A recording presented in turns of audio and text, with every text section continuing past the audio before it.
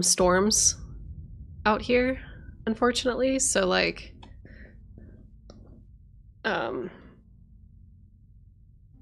my internet might go in and out. If it goes out again, I might just call it for today.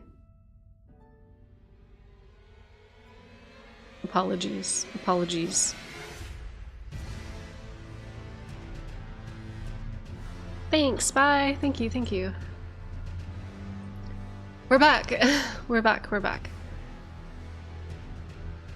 Give me one sec. Sorry, I'm like making sure that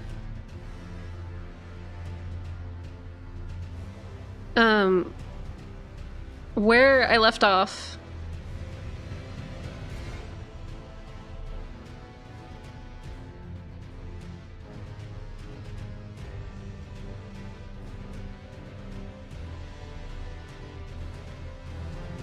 Hold on, sorry, I have like a very important image that I need to post on the Twitter updates.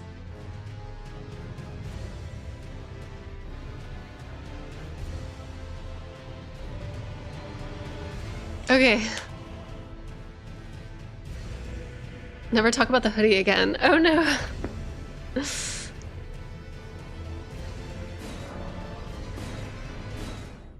Alright. We're back. I'm sorry, everybody. Okay, so question. This hoodie is from Ghost Hardware, which is a friend of Lee's who does a lot of like... I mean, Ghost Hardware is their project, like their graphic design name, but they do stuff for the musicians Sudden Death. So you might, for those of you that are into that kind of music, you might recognize like the style. It's just like got that like cyber sigilism look to it. We're back. So for those of you that were curious about what the hoodie is, that's what it is.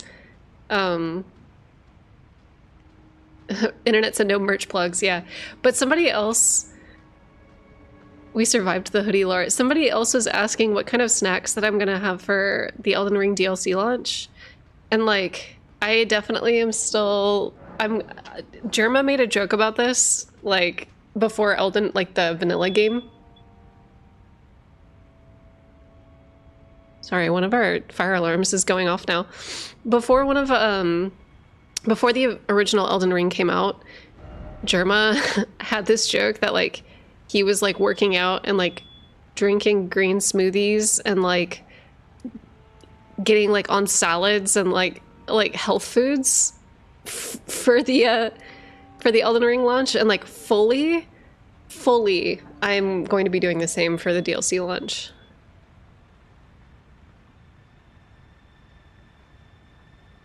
I might have to leave in a second to go check out what the beeping is. Babes, we got ADHD. We'll be lucky if we remember to drink water. I got a LaCroix. We're good. Wait, why? Because when you get old, like as old as me, when you get old, you can't down a pizza anymore, and you can't like... You can't do shit like that anymore. You can't like eat a bag of chips anymore. You just can't. Important question, is that the only can at your desk? Actually, Teslobo, I'll have you know, ever since we moved, I've only had a max of 2 or 3 cups at my desk at one time. Because my desk is too small.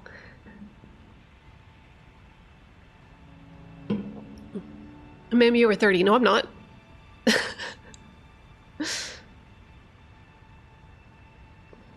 I'm 34. Y'all. I'm old as fuck. I'm not that old. But like I'm old enough to the point where if I eat a pizza in one sitting, I get insane heartburn and like bowel issues. Damn, grandma, okay. So like if you how you can tell if you're old is whether or not you can down an entire Little Caesars hot and ready without indigestion. So like early 20s, from like when I was like 19 to about like 26, I could down a Little Caesars hot and ready by myself, one sitting, wouldn't gain weight, wouldn't feel it, wouldn't hurt my bowels, wouldn't do anything to me. Now, I like gain a few pounds. I fully get like heartburn, I get indigestion, I get like bloat, I get like I get everything.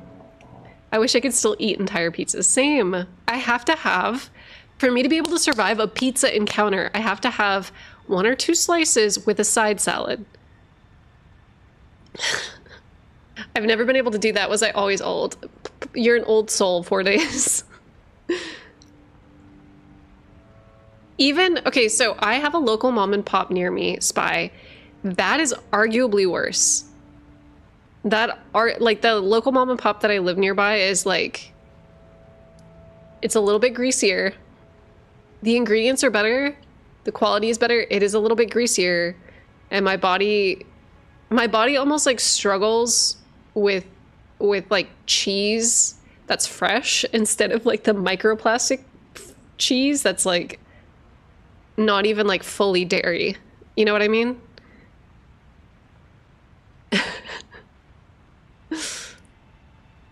Okay, wait, what do we even need to be doing right now? We finished the sewers. I have to fight Elamir at Dragon Barrow.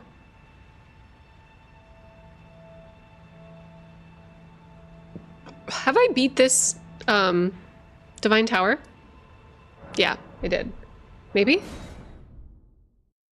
Maybe pizza, and it's lactose in general, that's the problem. American cheese genuinely makes me sad. Quaylog, this system has conditioned our bodies to accept only microplastics in our food. It's true. It's the preservatives that keep me looking young and fresh. Dragon Barrow Elamir, oh boy, yeah.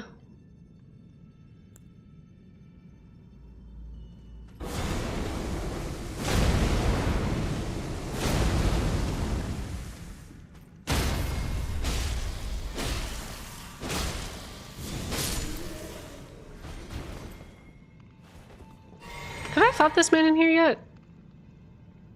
Okay, I have. It looks like I have. We've done this. We've been done. Okay, cool. All right. My little, like, feedback for doing my chores in Elden Ring. All right, consecrated snowfields, babes.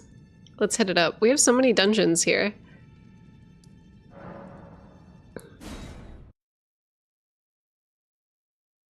I know this might be a silly question, but is that 7:30 timer indicating how long Quaylog has been on? Yes, because I had to stop the stream and go again, so it's probably at like 7 minutes and 30 seconds. But yeah. The Edges of Reality, thank you so much for becoming a member.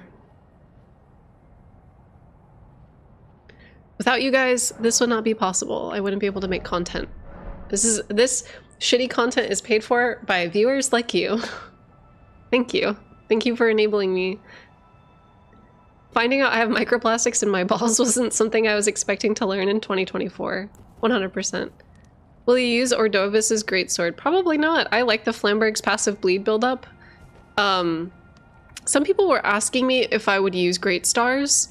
I kind of want to do like a pure Great Stars build that's like fully strength, fully bleed buildup and like bleed regen. Because I don't know if you guys have seen some of the... I don't know if you guys have seen some of the Great Stars builds out there, but there are some Great Stars builds that are focusing specifically on the health regeneration portion of it. And like, you can literally live forever. You can literally live forever if you want. Great Stars... Great Stars is like the weapon of all time. Yeah, have you seen the Great Stars prelate charge? Yes! Every tick of damage gives you full healing. Yeah, it's fucked up. It's really fucked up. It's really fucked up. I might do, like, yeah, Strength Dex. Great Stars. But, no, this build I want to do Draconic Sorceries on, so I have to do Arcane Faith, which doesn't give me the stats that I need. Oops. It doesn't give me, I touched Grace. It doesn't give me the stats that I need to be able to wield Great Stars effectively, but I will do, if we have enough time. I think we do. We have like a whole last month, technically, starting now. We could speedrun the game with Great Stars and just like make a third character or like a fourth character. So I did a little bit of work. Hold on, wait, can I show you guys something really quick? Hold on. Wait, Marika could have just been the Great Stars build. Is she stupid? Yeah, exactly. If you want... So, I think what we're gonna do... So these are the builds that I'm going into the DLC with. I don't know who Ray is. I don't know this woman. I don't know who this is. But let's go through. So... For Jean, this is gonna be my like carrion investigator. Oh shit. Okay. Hold on, I need to get the fuck out of here.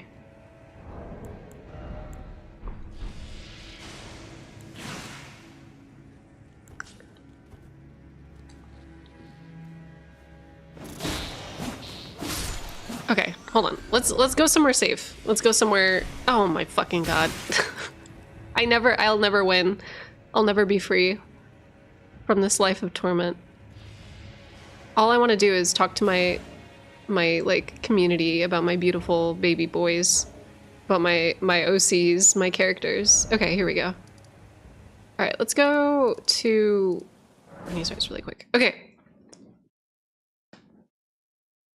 Why are we here? Why are we still here? Just to suffer? Okay. I don't know what the fuck armor I'm gonna roll with this build, but pretty much this build is gonna be focusing on Lestat sorceries, like the dark sorceries, meteor sorceries, which scale with physical, I know, or which, sorry, not scale, with which do physical damage. Okay, so we have meteor sorceries. We have some spooky sorceries. She's a little heretical. But I would say that, yeah, Selene Contemporary spotted, 100%. She used to be, like, loyal to Raya Lucaria, and then after the Renala, like, coup that happened, after Renala was overthrown, I thought you said Lestat sorceries. She decided to like be a little heretical. It hurts how useless Founding of Brain Stars is. It is very useless, but like in PvE, if you're just trying to like clear out a room, if it's nice to use that or Night Maiden's Mist to just kind of like fart on like a given location, it's a little heresy as a treat, yeah.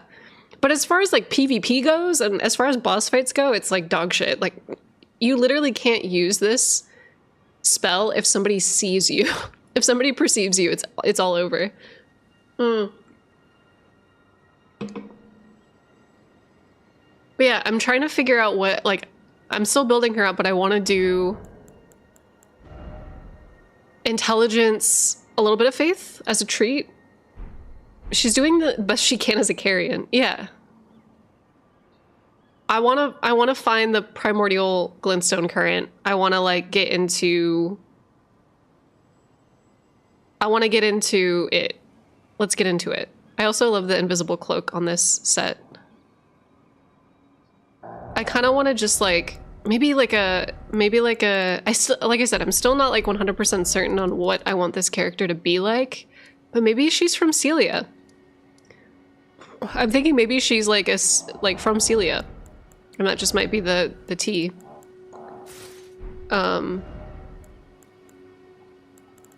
Right? Might be just that simple. I love the pages hood. Sorry, I love it, but it doesn't match this fit. Anyway, that's that on that. Okay. Bye, Emily. Have a good day. Have a good appointment. She's trying really hard. Yeah.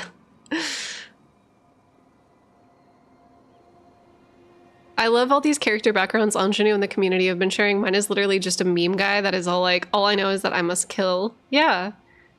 I have a little bit of a character like that too. I feel like Burpo is like that, but Burpo unfortunately isn't on this system. My character is from the Shaded Lands, but got amnesia, and so when he goes back through it, it's gonna be like Memento. Oh, fuck yeah, that's awesome. He's got amnesia. And then we have who is gonna be Intelligence Strength, which is wild. You're back. Oh, thank you. I'm so... God, my chair is coming in. You guys, my chair is coming in soon. I promise I won't be a shrimp much longer. Is a friend upon to drop a lore bomb in the chat when it isn't lore Thursday? Yes. Typically, I try not to like answer or respond to like lore stuff. Like OC conversations or like things that we hope to see in the DLC. I'm fine with like speculative chat, but if it's like a full-blown like wall of text lore theory, I try not to like get too deep into it.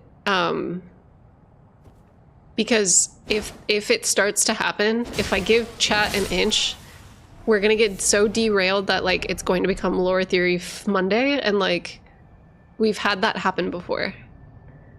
Oh yeah, Quayleg, please remod Emily. Okay, wait, did Emily...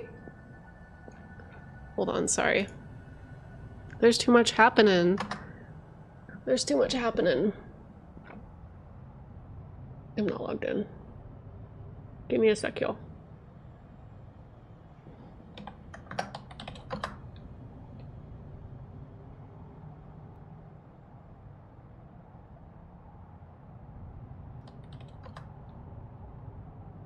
All right, Emily. I have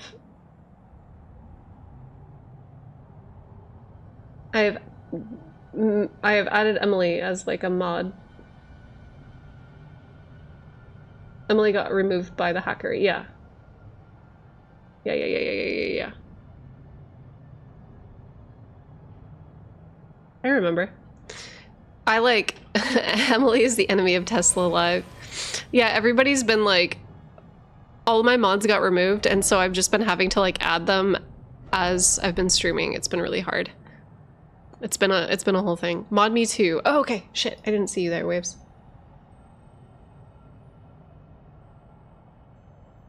Okay. Here we go.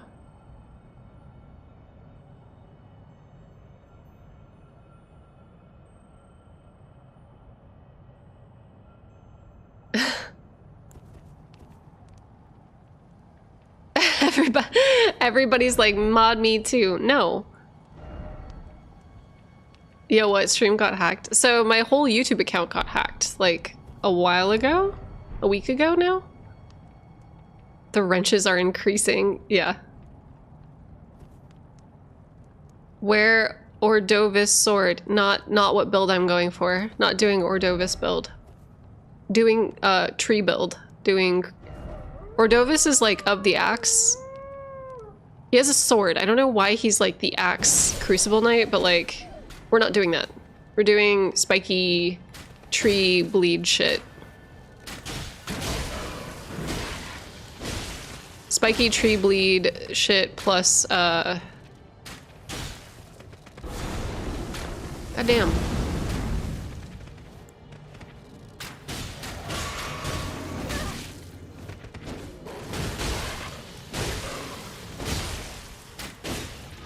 Damn, she's really just about to get me, huh?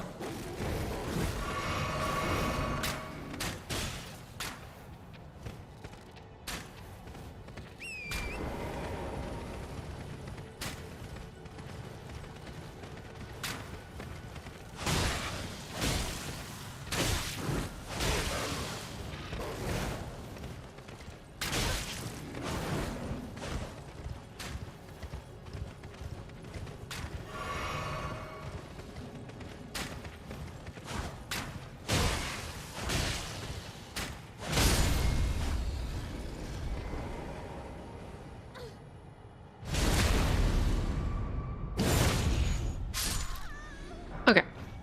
Anyway.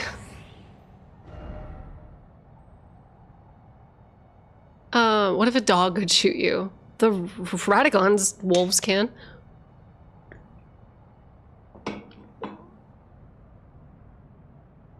You might already be aware of this, but did you know that if you summon Lieutenant near one of these wolves, she'll hop on its back and become mobile? No, I had no idea. Oh wait, is that the actual lieutenant? No, it's just an Albinoric woman.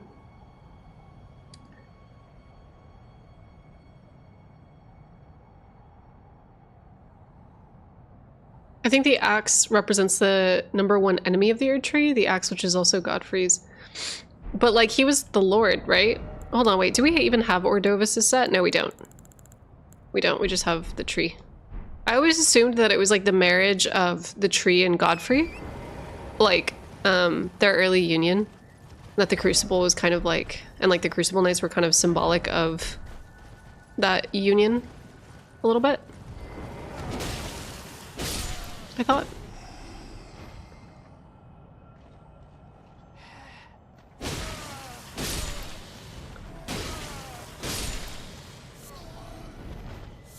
Your stream is giving me the strength to finish homework. Oh my god, you got this.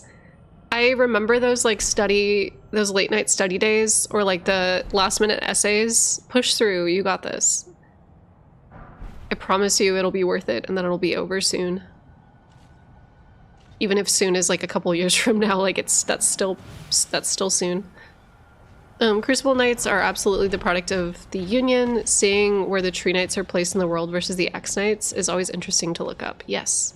Godfrey and the Crucible Knights had a symbolic polycule because bisexual relations were still frowned upon in the lands between back then. God damn it.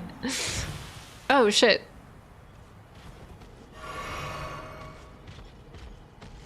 Push through, yeah. I have 20 minutes left of work and then home to Elden Ring. Yay! That is like not far at all. You're so close.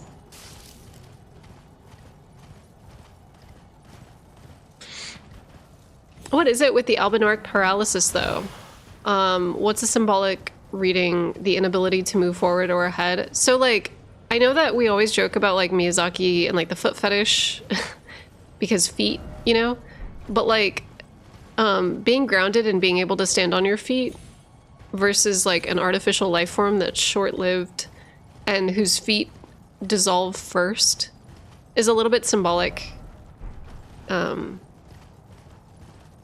regarding like the authenticity of life and like natural birth, the longevity of it, and then like how grounded you are.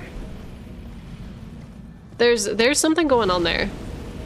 For sure, for sure. Okay. Okay. It's... okay.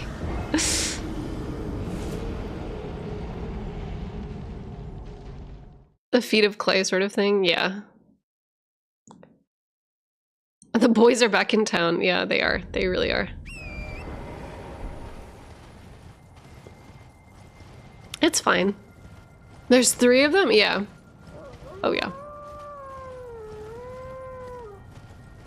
Have we gone to the Halig Tree yet or no? No, we haven't. I'm also not going to kill Melania on this character. We talked about it, but so on that like mage character that I have, she's killed Melania. And so I have one instance where Melania is killed and the Erd Tree is on fire, and then this game I'm going to keep Melania alive and I'm not going to burn the Erd Tree. And then, oh. Ooh. Nice. Okay. Whatever. I love, the presence of the ancestral followers in this area and like the ball lightning. I kind of wonder if the snow, like the blanket of snow, is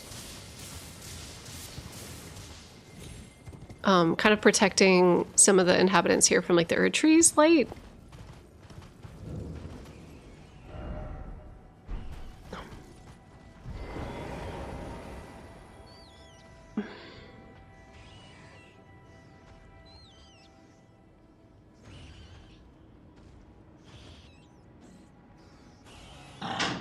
Oh, Cooper.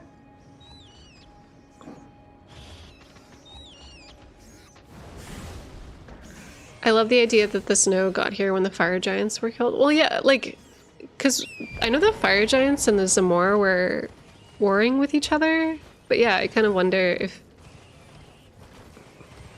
Because the Zamor sided with the Golden Order, so they kind of won, but they... I don't know. Their whole situation's weird and interesting.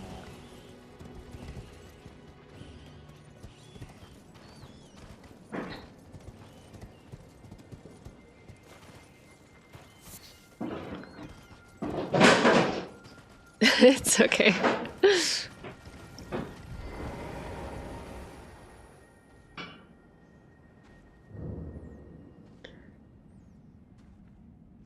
Wait, did the Zamor make it snowy? I don't know. There's some people that think so.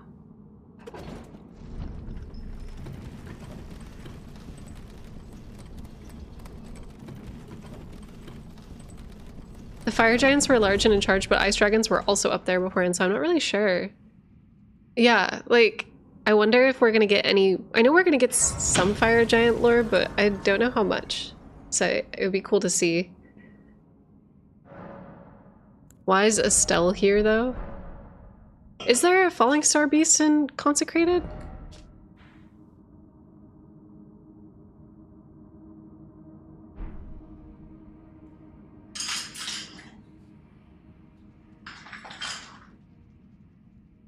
No. Yeah, there's another Estelle. It's just a falling star beast, not Estelle. Oh, okay, okay, okay. Most of the stuff in Consecrated is from the underground.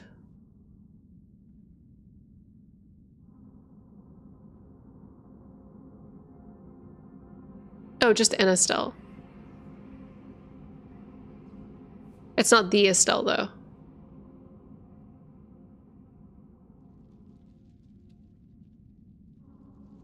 This dungeon is the location of it? Oh, all I remember in this dungeon is that there's the Misbegotten. Wait, is this that one? Isn't this the one with the Misbegotten that has the Golden Order sword? Is that this one or is that a different one?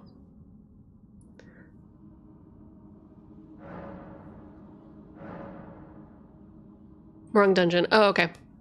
It's been a hot minute since I've done this one. This is the Estelle dungeon. Okay, okay. The weird Estelle cousin.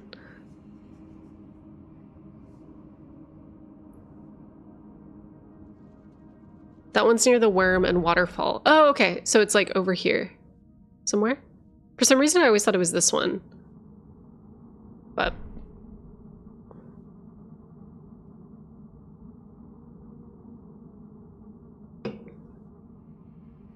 the Misbegotten is on the other side of the frozen river. Okay, okay. I got my wires crossed.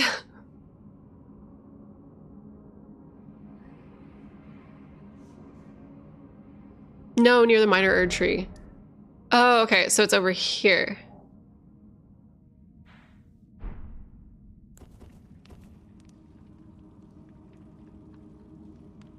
Oh!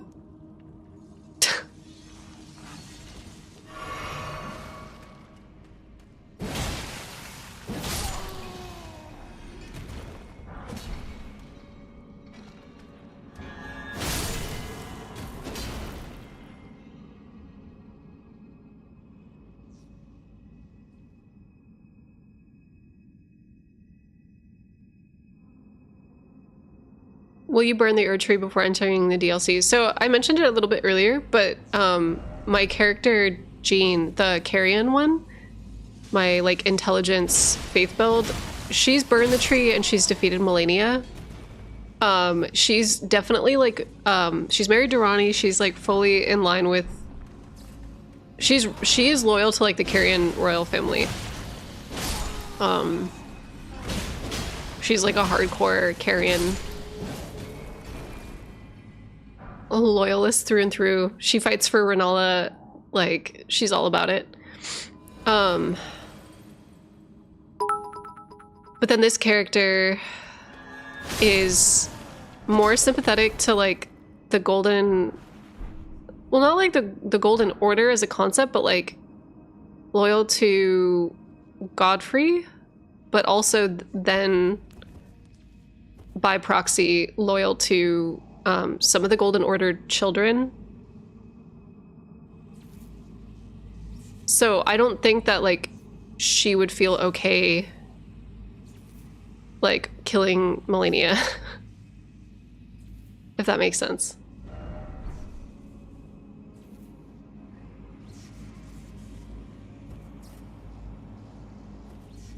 The Omen children? Yeah.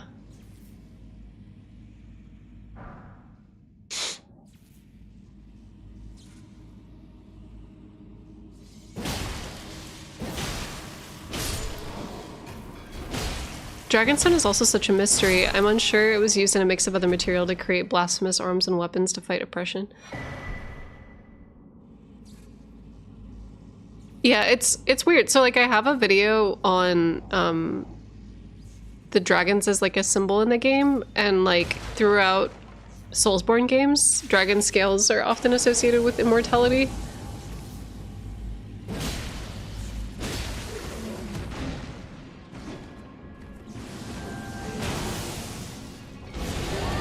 So it's, like, interesting that, like, the gravel stone in this game is, like, the new kind of, like, immortality concept.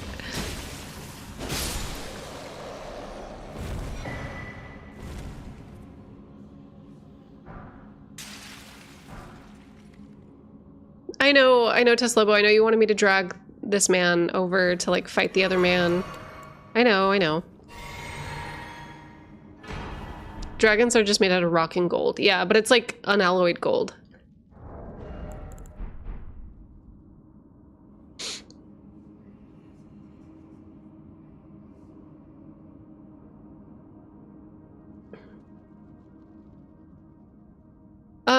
So once again, just a heads up for those of you that are on Twitch, if it seems like I'm ignoring you, or, like, if it seems like I'm not catching your comments, it's not because of you. The stream chat is just moving too quickly for me to keep track of everybody. Not just because of Twitch, but I'm dual streaming on YouTube, and total we have about 600 to 700 people here. So if I seem overwhelmed, if I just am not getting to you guys, or I'm not seeing some of the stuff you're posting, apologies. We're just moving quickly today. We're moving quickly with the chat today, so sorry.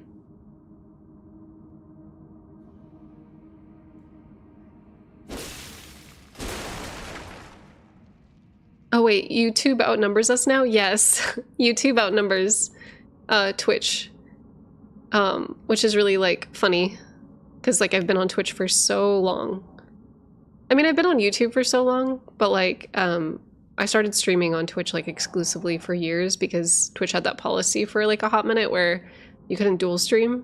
But now you can dual stream, so we're dual streaming. We're with it. We're here. Am I going the right way?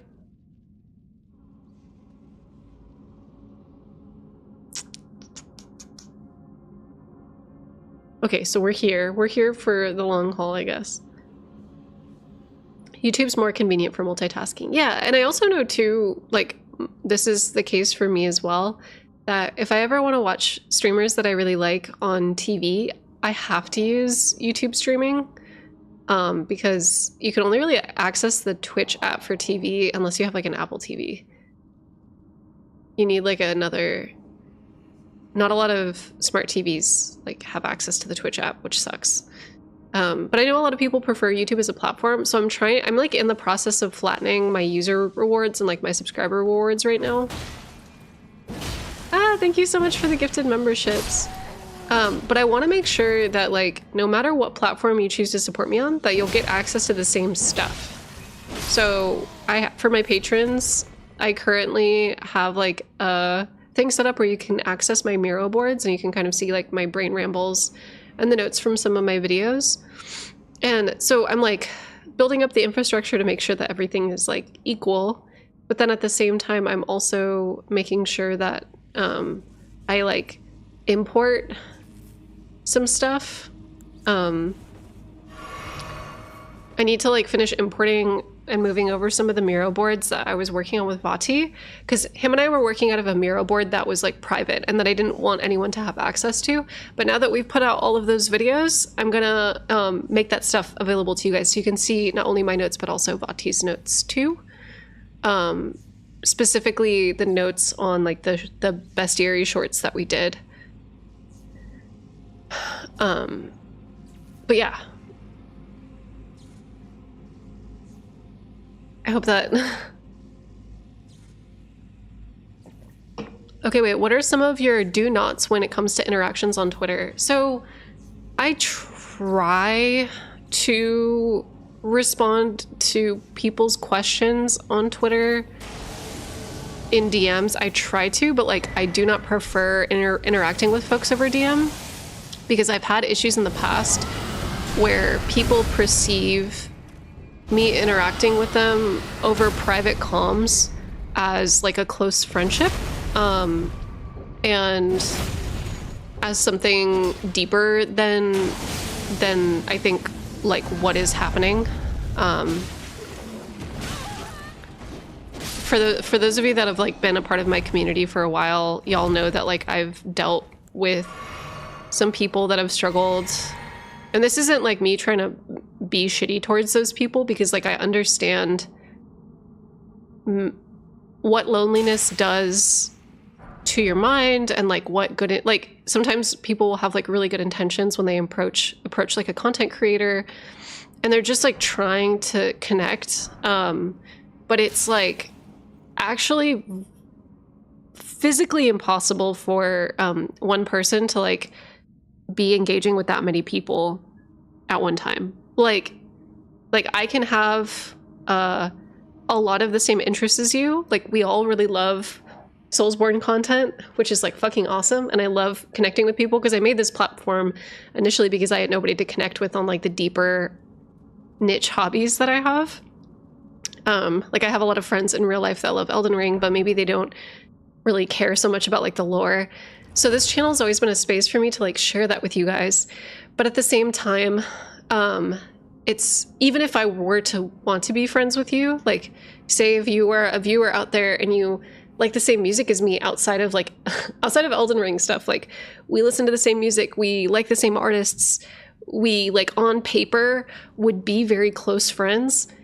It doesn't necessarily mean that like I have the bandwidth to be friends with people right now. I'm like a parent. I'm, you know, in like a committed relationship. I have a lot of friendships that like I already, this is like me being just like fully real. I have a lot of friendships that I already struggle being present in because I have ADHD. I can be antisocial sometimes. Like, I do get distracted easily. I do struggle with depression. So like there's times where it's just easy for me to fall off of like my friends' lives. And I try to be, that's like something I want to work on. And it's something that like I'm very passionate about working on. And so like taking on more friendships doesn't resolve that. Do you know what I mean? Like taking on more shit doesn't actually like help the current friendships that I'm like failing to show up for. So like I want to, it's like, even though I would want to be on the same page as you and like I want to hang out with y'all, there are times when like I can't do that because like I struggle to show up in like the friendships that I already have. So it's just like, it's hard. It's fucking hard out here.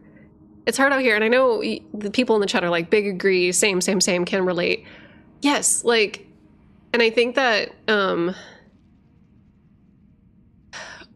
there's been a couple instances where people have like really wanted to get super close to me and they have good intentions and I can't show up for them the way that they want me to. And so they get really like angry and disappointed and, or take it a step further and lurk my, cause like I'm in the game industry, my name is in video game credits.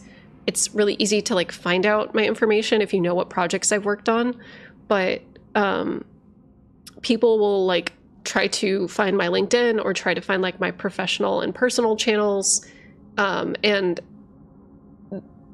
it's like, if they can't get what they want from me, they'll like dig deeper and they'll try to like show up and force themselves into my life. They'll comment on pictures with like my family in it. They'll like try to find my family's social accounts. They'll try to find like my personal work accounts. They'll try to it's like it like, yeah, it's called stalking. It's been hard. Like it's been like really, really, really hard on my end. And so if I seem like I'm not wanting to DM, or if I seem like I'm not wanting to like get super close with y'all, it is not because like I don't care about y'all, and it's not because I don't think that like we have like the same hobbies and interests and that we would totally like connect on like a bunch of shit. It's just that like I've been in a lot of really difficult situations where like I've had to navigate stuff that like I've never had to navigate before, and like I'm not quite sure how to responsibly exist on the internet, and I'm still figuring it out. And I don't want to like mislead people, and I don't want to like I don't want to like isolate myself from my community, but like I also don't want to fully like fuck shit up, you know, for somebody's life.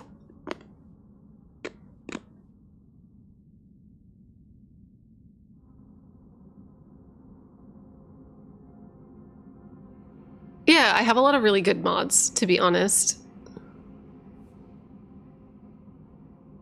But I think it's also really hard for, like, streamers are in such a unique position because, like, a lot of us don't make enough money to live like A-list celebrities and to, like, protect ourselves and to have a private life. And I think so much of content creation demands every aspect of your life to be publicized to drive engagement, and to, like a lot of people will change their language about, like, how they interact with their community, and they'll say things like friends, or, like they'll call their community, like, besties or like friends, or there's like this,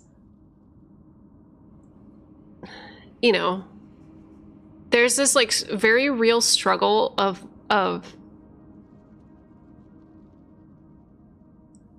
you know, when YouTubers talk about literally effing their chat. Yeah.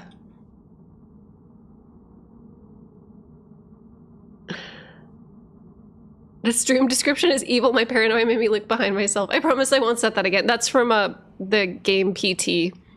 But yeah, I'll stop. But yeah, it's, hi sisters. Yeah. It's closeness and distance. Yeah.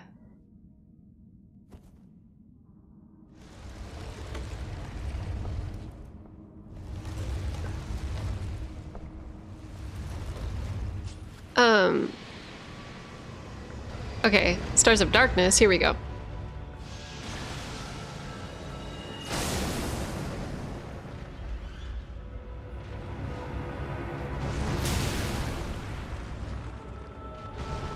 Oh, whoa, whoa.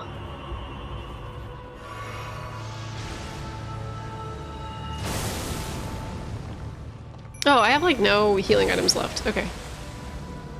It is what it is, I guess. Whatever. Oh, I need to keep reminding myself he's like Radon. He's like Radon.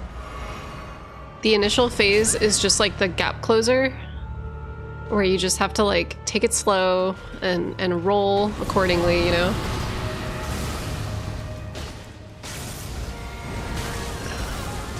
We could do this. This is gonna be easy. Shit.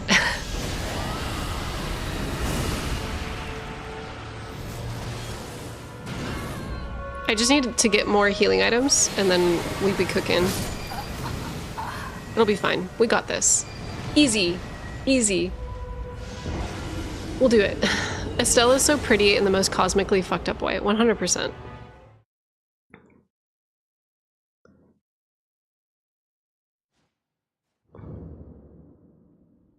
I kind of alluded to this already, but oops. but I kind of, about the 2 Estelle thing in my personal category of, sure, that may be lore accurate, but I don't like it. I know it's supposed to, supported in the lore that Estelle is more like a species than a single entity, both. I always like the idea that he was more unique and horrifying than that. Him being one of so many kind of takes the bite out of him, in my opinion. I get what you mean. Like, kind of, like there's something very like unique and special about seeing one of his final forms. Yeah, I get what you mean. I get what you mean. Is Estelle supposed to look like the other falling star beasts? Yes. So the falling star beasts have like a progression of molting and like, here, hold on. Let me show you guys. There's, antlions. And the antlions' life stages are really similar to Estelle. So let me do this. We've talked about it in a video before. But yeah, so the larval stage of like an antlion looks like a little beetle, and then there's a cocoon form, and then there's like a long, like, winged bug form. But they live underground. They throw rocks at their prey when they're in their larval stage, and their cocoon stage is actually like hella interesting.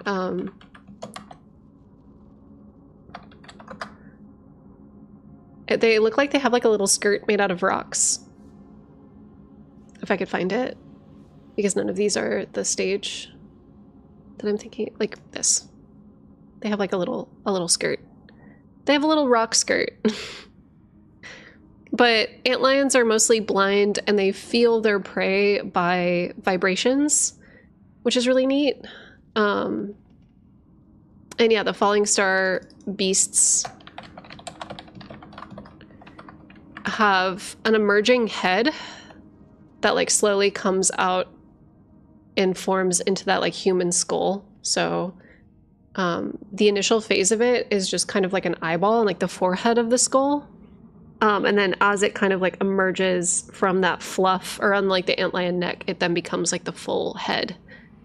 So we have like the antlion larval stage, and then we have the middle stage, which is the malformed stars.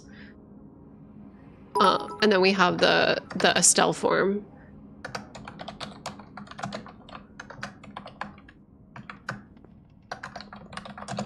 Sorry for the loud typing noise. So here's the malformed star, which is like the rock made out of skirt. What? The skirt made out of rock. And like its head is starting to emerge out of like the collar portion of it. But yeah, form 1, malformed stars would be form 2, and then falling stars would be form 3. But I kind of wonder if malformed star is like it didn't fully emerge from its chrysalis correctly, which is why the name malformed is what it is. But here, here's like a much better image of the skull like emerging. You can kind of see the eye sockets down here. Like, it's such a cool boss design. It's one of my favorites. It was really neat.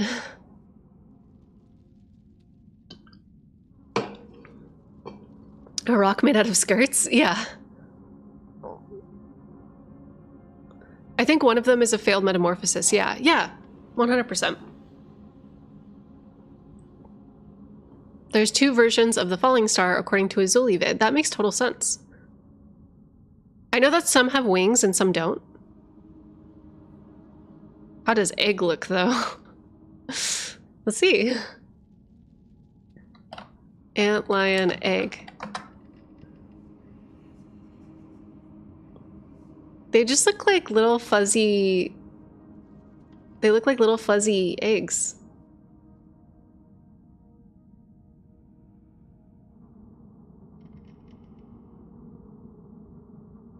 Cool.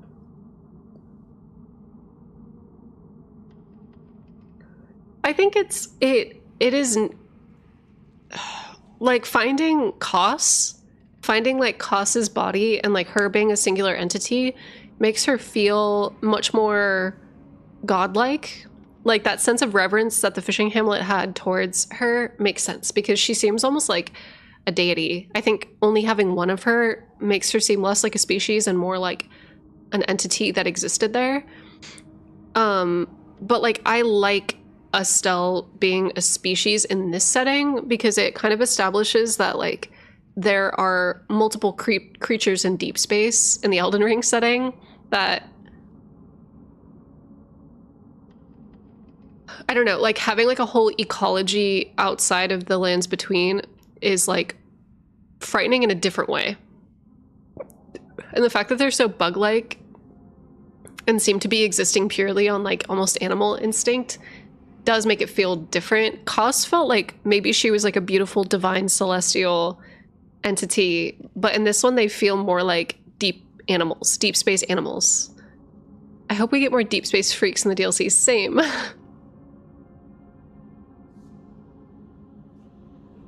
No spiders in Elden Ring, eh?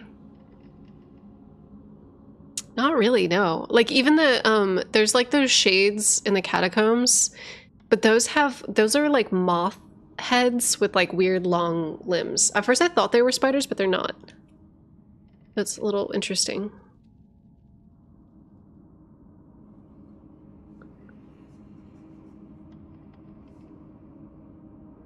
Okay.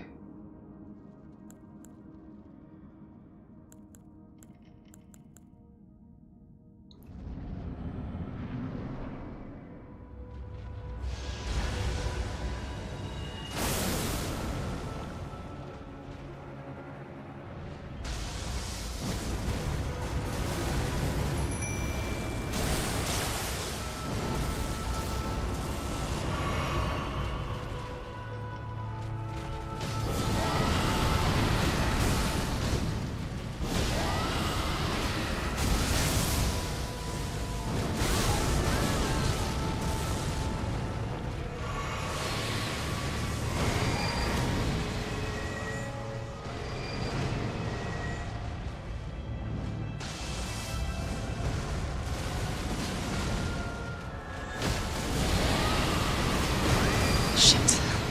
That big AoE is such a nuisance. The teleport.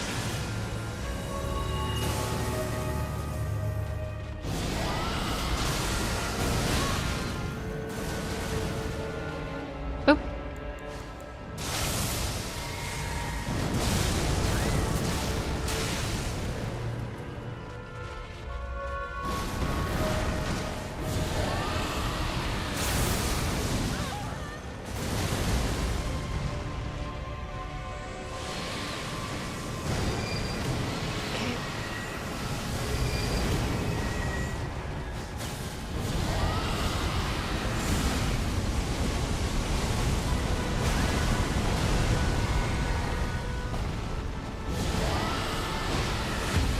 There we go.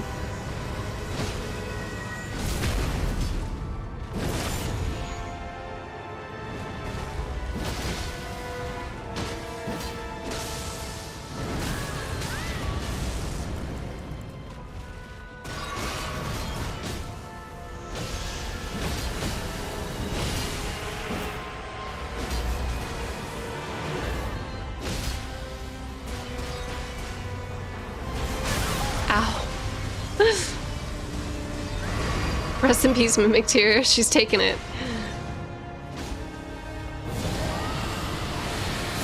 Alright. Thank God. Yeah, we need more arcane for sure. Meteorite of Estelle. Cool. Cool, cool, cool. I love how they gave Estelle his own weird soundtrack. 100%. But he deserves it. He's like... He is a weird... Hello! It's fascinating to see the diversity of Great Ones in Bloodborne. Kos and Ebritus look totally different. There's also Amygdala, which seems to be a species of Great One. Yeah, I also really like that Moon Presence is also its own weird thing. And then, do y'all remember there's that like cut content boss that we checked out that is in only, you can only access it through the Chalice dungeons, but it was a, it was like a weird version of Moon Presence. Oh, Flora.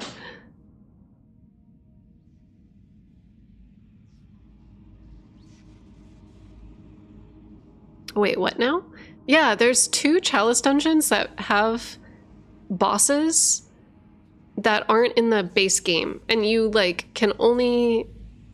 We investigated them together, but you can only come across them. Wait, is he not dead? What? I thought I killed this man.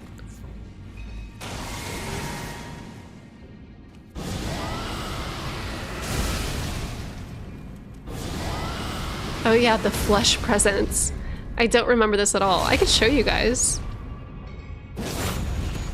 Hold on.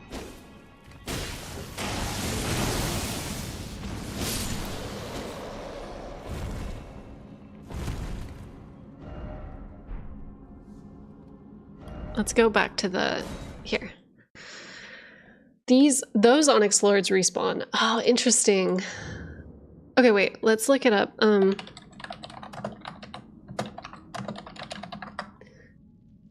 Alright.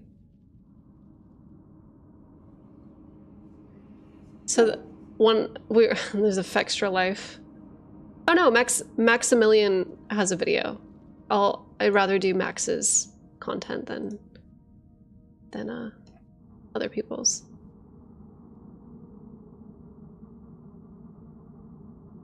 But I'm going to, there's going to be a commercial because like I don't have YouTube Premium and all of the ad block software gets like, anytime I get uBlock or like update anything, it like immediately becomes obsolete and then it takes them a while to update and it's just this like perpetual cycle of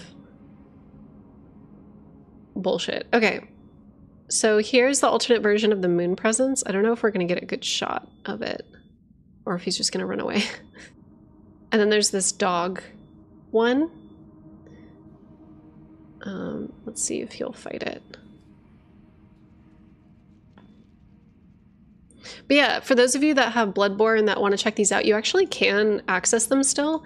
But use a character that you're okay with potentially bricking, because sometimes your characters can get stuck in these chalices. We fiddled around with them a couple times to figure out how to get out of the chalice instance sometimes, because even if you defeat these bosses, there's no real exit. It's kind of weird. You just have to like glitch off the map and fall forever, and then it resets your character to like the exit point. But we had an instance where I thought I lost a character forever when entering these chalice dungeons. So just a fair warning, if you enter these dungeons, make sure you enter it with a character you're okay potentially losing. If you can't, for whatever, get back up to the exit. But yeah, it doesn't have much like texture, like really great textures, but it definitely has like the like a baby moon presence face, but then also kind of aspects of like the one Reborn, like it looks a little gutted. And there's more, it just looks like a weird alternate version. It has a big glowing like red pustule in its chest. It's just like a weird alternate version. And then the dog. The dog is a little weird because when you fight it, there's some animations that aren't fully finished. So you'll take damage from things that like you can't see. It's a little frustrating. It's a little, but they're definitely worth visiting if you have like a throwaway character.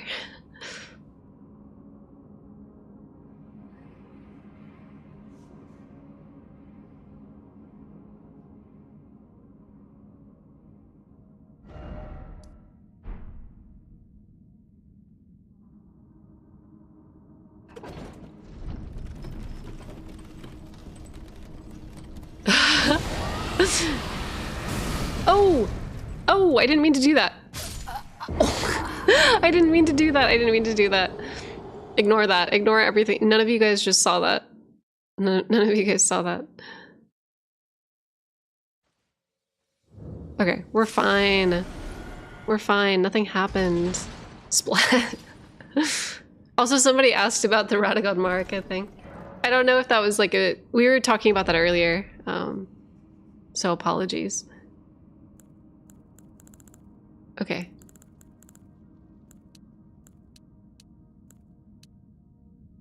We're just gonna keep bumping into Arcane. Okay.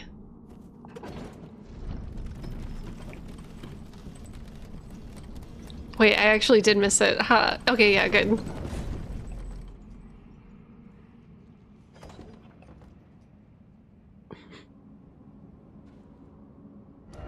Days since Looney Tune death, 0.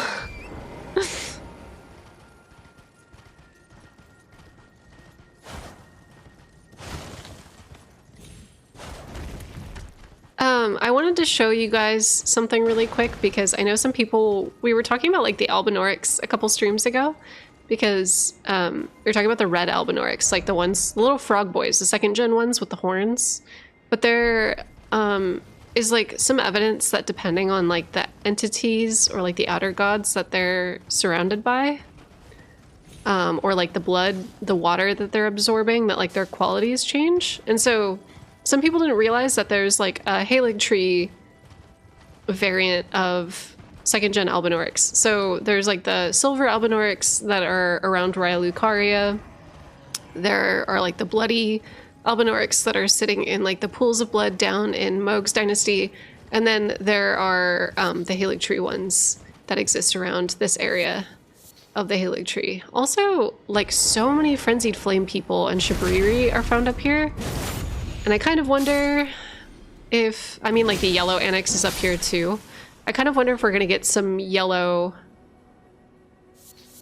like, yellow annex tunnel. Makes me think that it connected somewhere. Because that's what an annex is, right? Like, the naming convention of yellow annex always, like, confused me. So I don't know. Shrimp back. Everybody check your back. Annex is part of the name, not an annex. Oh, sorry. My bad. I guess I was misreading that. Annex is just, it's just a phonetic confusion, for sure. That's good to know that it's just like a weird...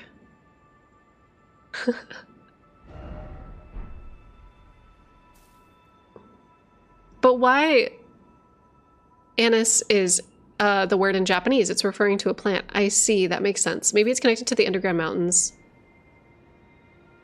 It seems like it's plant related.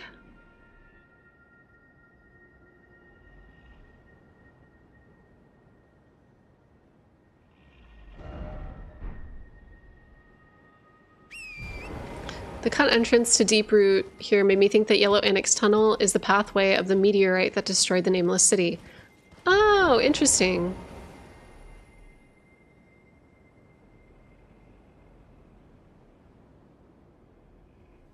Is that, I forget, there's like a Sanguine Noble. Yeah, okay. This man like always fucks my shit all the way up. Every time. He's relentless. He's heartless. Okay, there he is.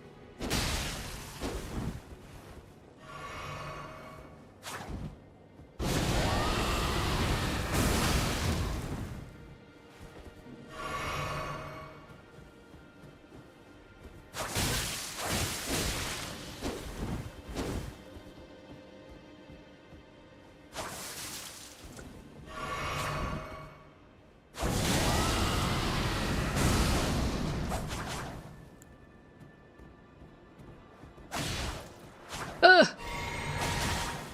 Don't give me blood loss, not right now.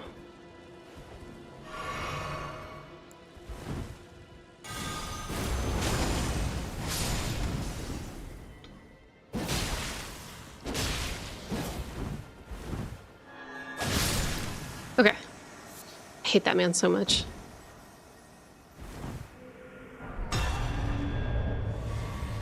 Cool. Okay. Ugh.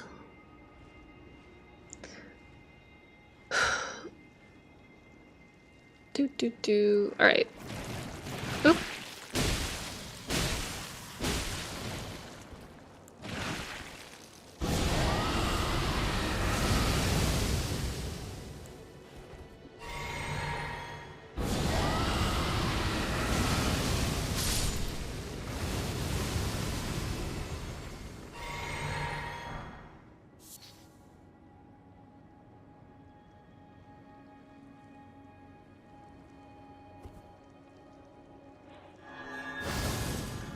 Okay, so I don't know if you guys can see, this sludge is actually like critically ruining my vibe right now. Because I wanted to show off the color of this Albinoric's eyes and some of the like features that it has, but we're getting kind of like cock-blocked right now.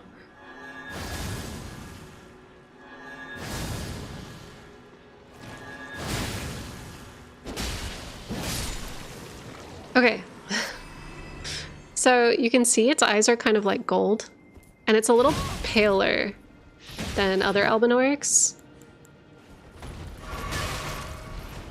But he also will do, yeah, there we go, a Golden Order fundamentalist like Mikola and Radagon's disc throw, which is really cool.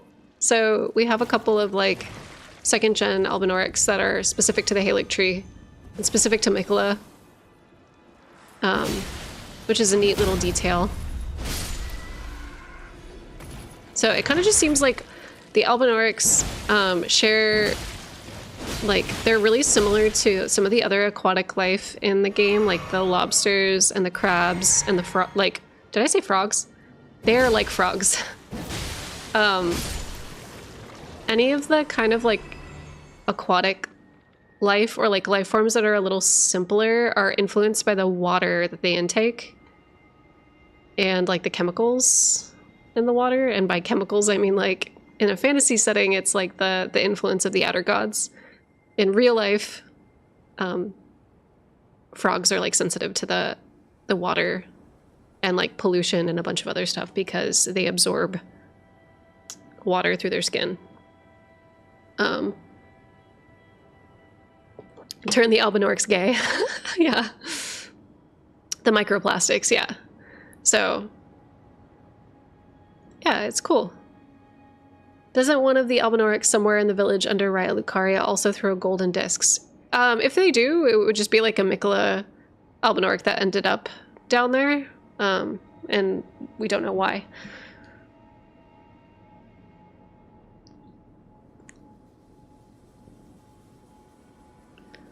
The chemicals in the water turning the freaking frogs gold, yeah.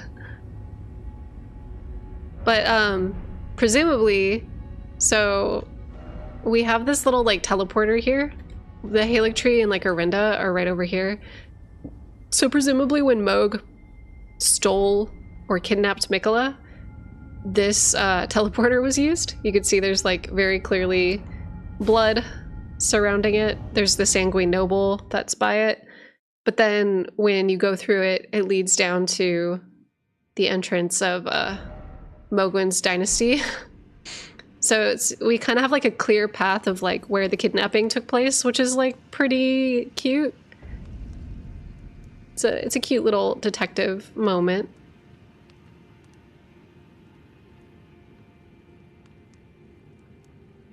No, it doesn't imply that it was set up. It implies that there is a path that Moog took to kidnap. The kidnapping took planning, yeah. It doesn't imply that Mikola was like involved in that at all. If anything, it's like it shows that because like the Halic tree Albinoric could be interpreted two ways. It could be interpreted as like a helper, which I don't think is the case. I think that Albinoric could also be like on a little rescue mission. You know? But yeah, it's neat. It's a neat little like Easter egg. I thought it was cool. Who even built those portals? We don't even know. They seem to be associated with like the Eternal Cities and like that magic, Newman magic maybe, or like it's weird. There's so much overlap between the Newman and the astrologers that like I don't know which is which. Yeah, the design is definitely Eternal Cities, but they're all over Raya Lucaria as well. And like Raya Lucaria uses some of the same magic as the Eternal Cities, and they're like associated with each other. The Carrion Royal Family Sigil is the same sigil as the Celia Sigil, which are all Newman folk. So like there's a lot of overlap between those three factions, And so I've always wondered, like, at what point were the astrologers... The astrologers? Were they, like... Were they also Newman at some point in their history?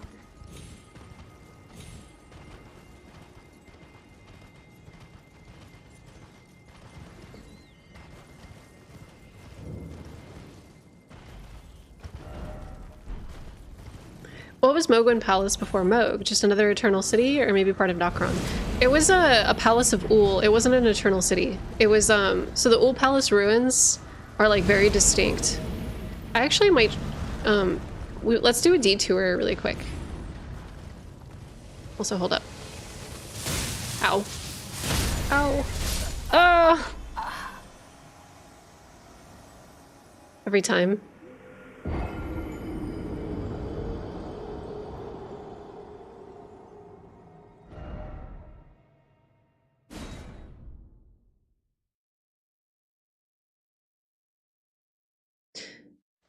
Yeah, I don't know. I don't know about Hawkshaw's theory.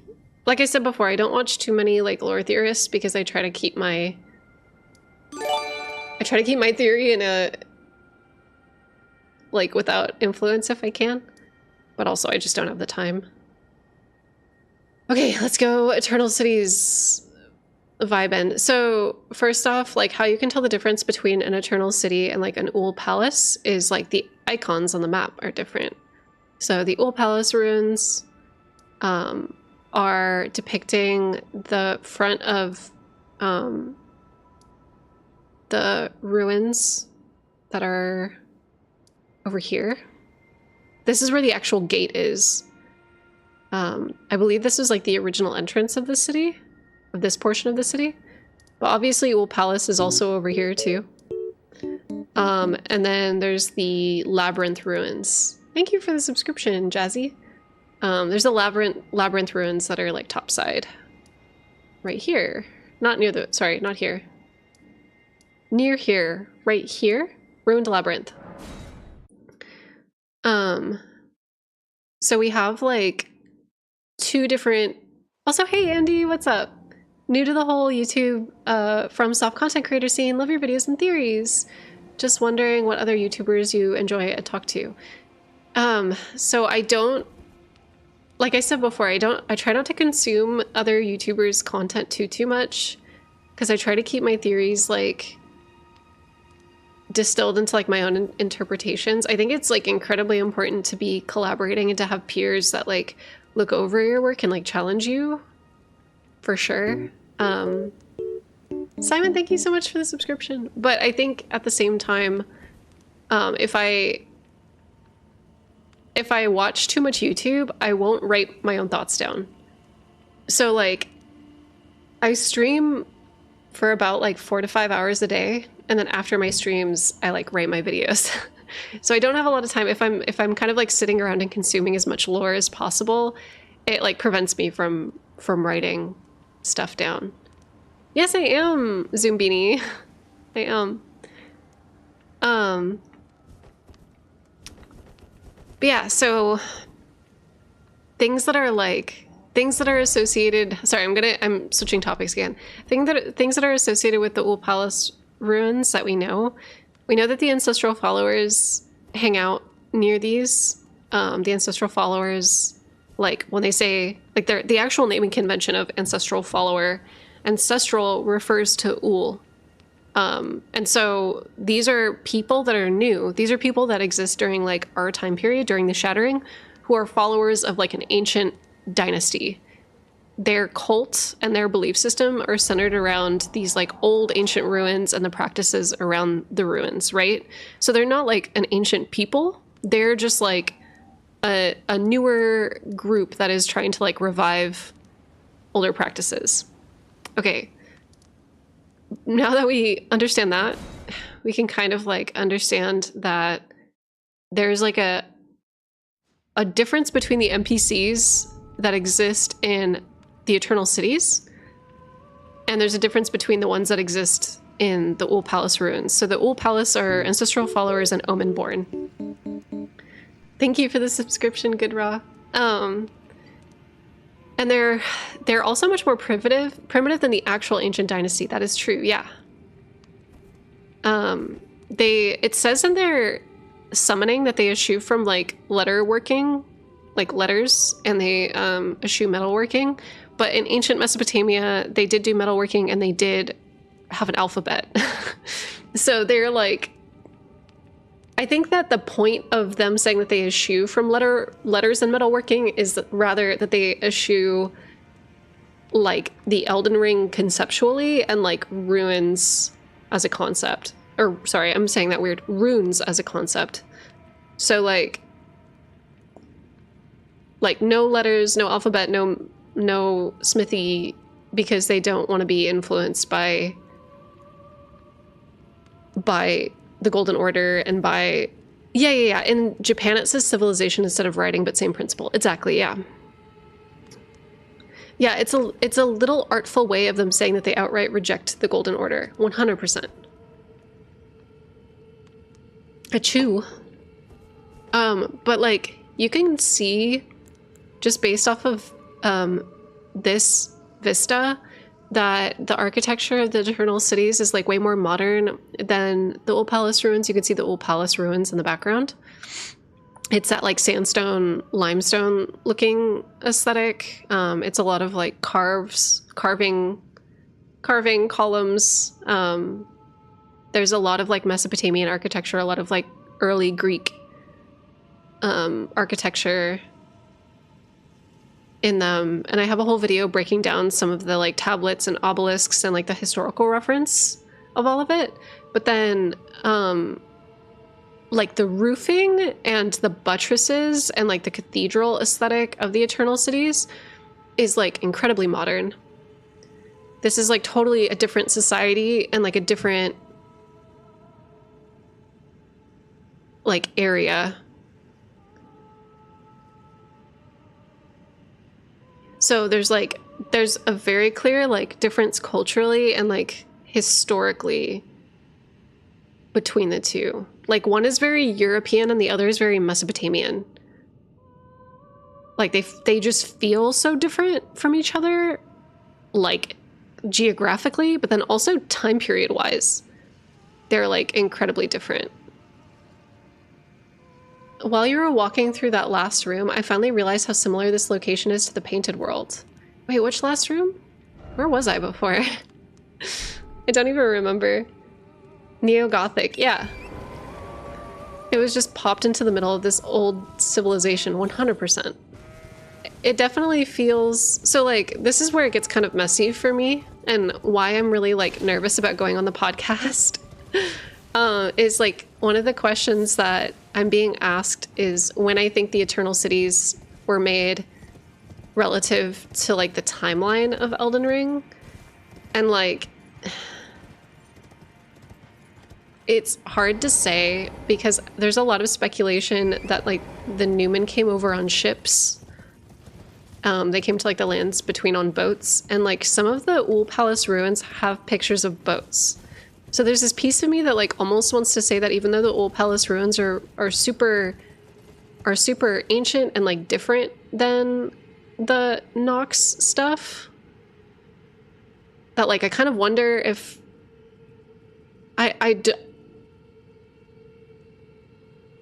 Hey, I studied art history the last 5 years. You were mostly correct. I also studied art history during my undergrad. But yeah, let me show you guys. Damn, she almost said it. Okay, wait, hold on. Mostly correct.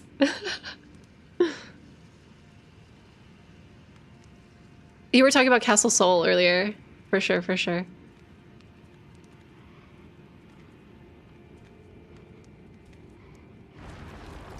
Oh. Hold up, sorry. We're gonna like speed run this area.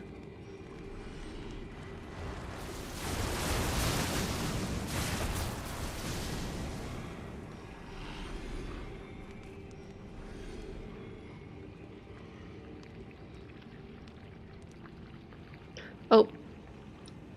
Wait, I don't remember this boy being here. Hold on.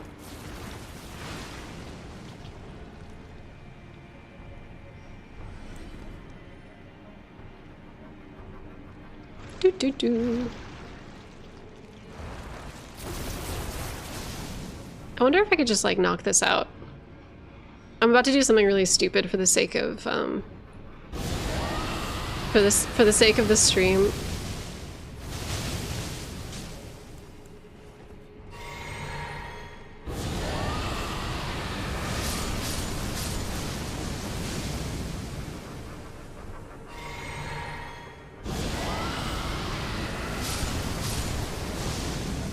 I'm gonna get blood loss.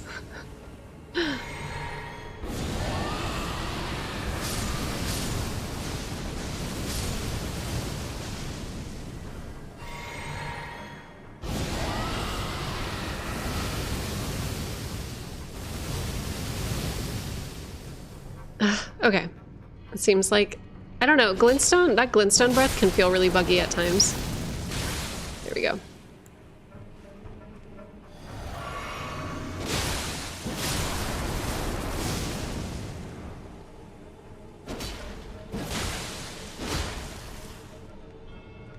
Okay, cool. All right. So let's break this shit down real quick. So we have a lot of like pre-writing or like there's a lot of shit. Okay, wait, hold on. What did Dean ask?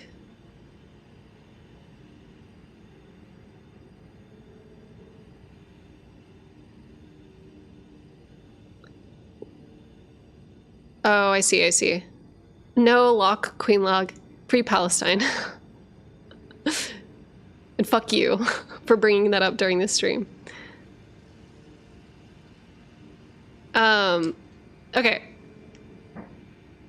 Ignore it, LMAO. Yeah, fucking asshole. Okay, so go do something. Go do something better with your time. Anyway, let's get back at it. So, this carving right here is. Here, let me get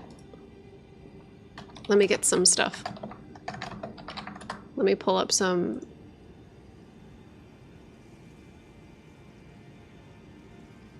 So this is Mycenian, and then let me get the black obelisk, which is Neo-Babylonian, I believe, or Neo-Assyrian. Sorry, Neo-Assyrian. And then we have there is this wooden church in Ireland, I believe, that depicts, or not in Ireland. I got a picture of it. I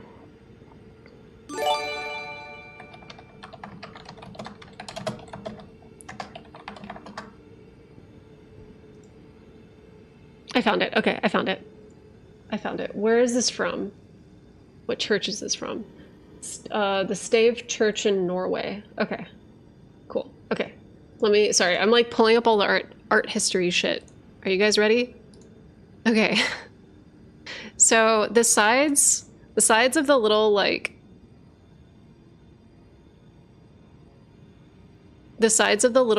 gravestone looking things in the mausoleum. Do you guys see? It's this stone right here. Hold on. I'm gonna actually like put colors next to the stones so that way you guys know which ones I'm talking about. Red. Okay, so we have purple, red, yellow, and then where's the obelisk? Where's my obelisk? Oh, they're in the back.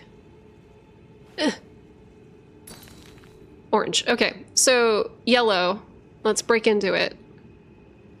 A church in Norway that's supposed to represent Nidhogg eating the roots of the Yggdrasil.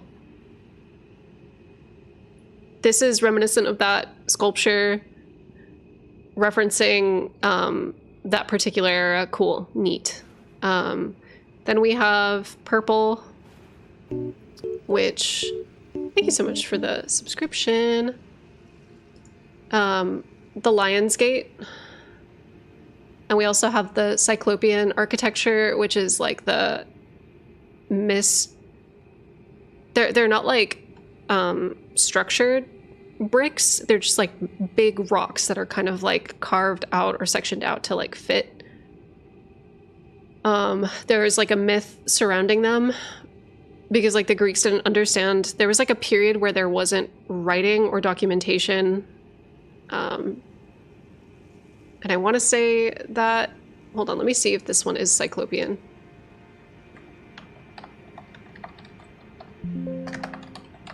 No, this one isn't. Oh yeah, it is. The term Cyclopean has been applied to the style to imply ancient structures that have been built by a legendary race of giants whose culture was presumed to have preceded that of the classical Greeks. As described in their myths, between the wall and the bastion, the narrow approach, da-da-da-da-da. Cool. Okay. Whatever. Cool. Neat.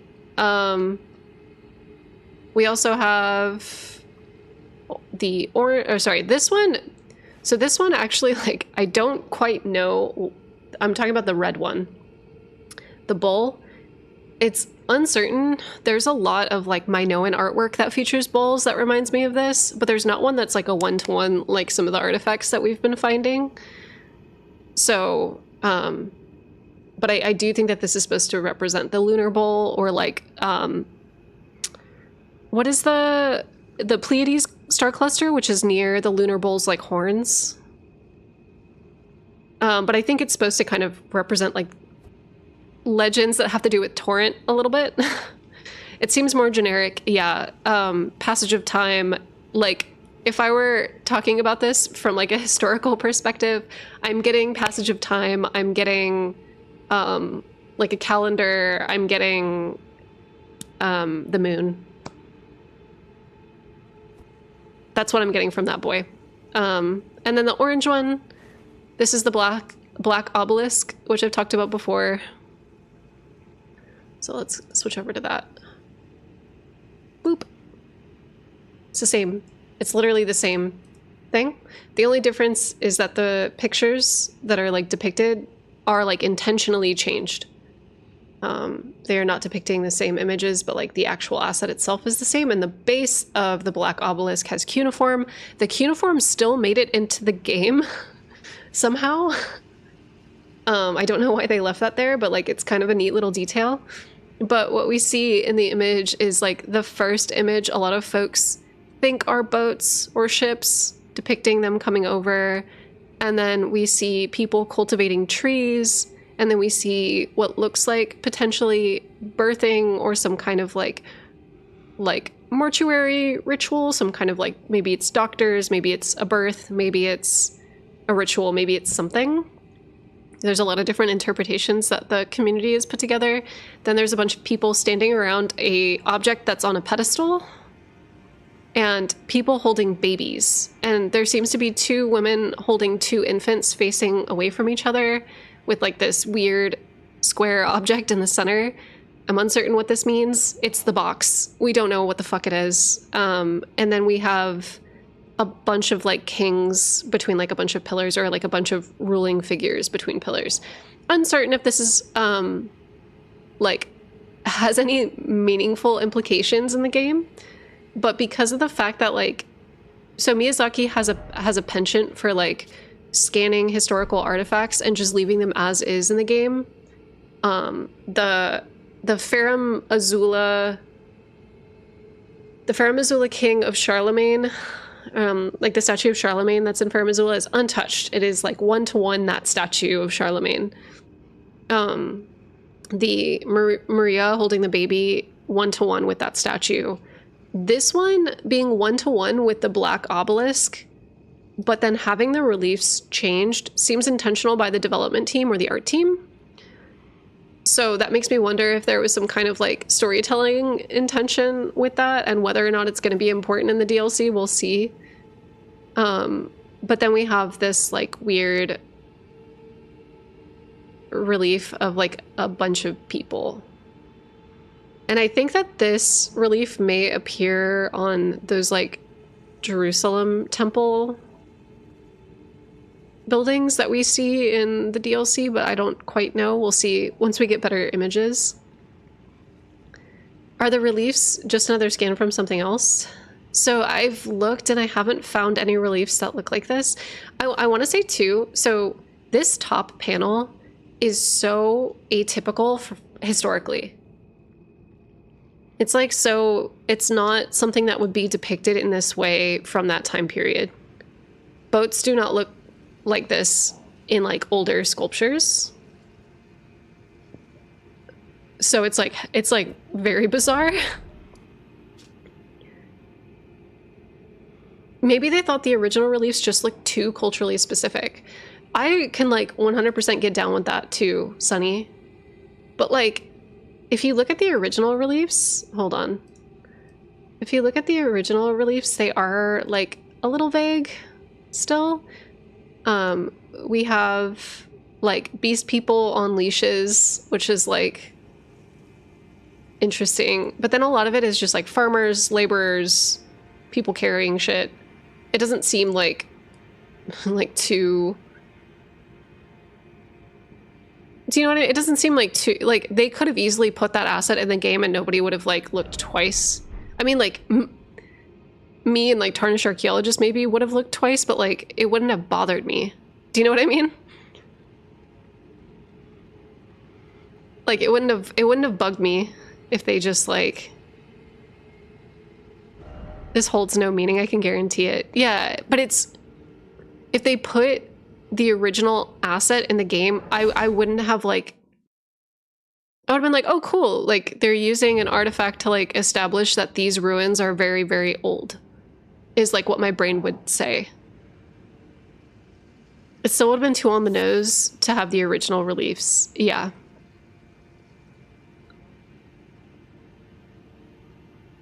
Yeah, and like, to be fair, there are like what looks to be boats in the DLC. Hold on, let me get to the point. Da, da, da, da, da, da, da.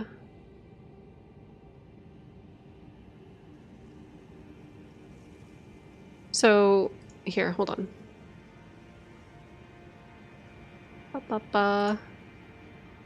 Like, you could see in the background there looks to be what looks like boats. So, like, if you guys can't see it, the very top of the image, and then to the far left, it's like multiple land.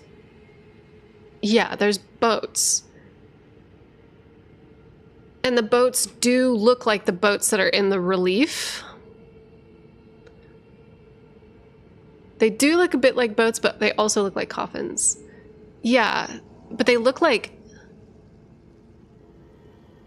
If those are mausoleums or some kind of coffin, they look more like... Yeah, they look more like a galleon. But yeah, hold up. Let me get back to the obelisk. Okay. So, blah, blah, blah, blah, blah. Like those, like the top relief. Yeah, they do look like they're made of stone. That's like the thing that is so... Yeah, this area is going to give so much context. Yeah, it's going to be crazy. So here, there's... Let me see if I can get an image of it.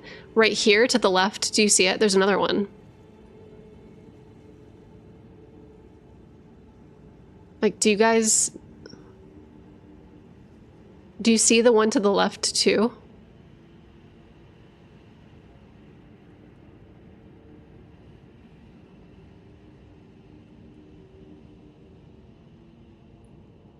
Flying boats? Yeah, like, what if it's crashed airships? Like, what the fuck is that? But, like, ruins of a structure don't...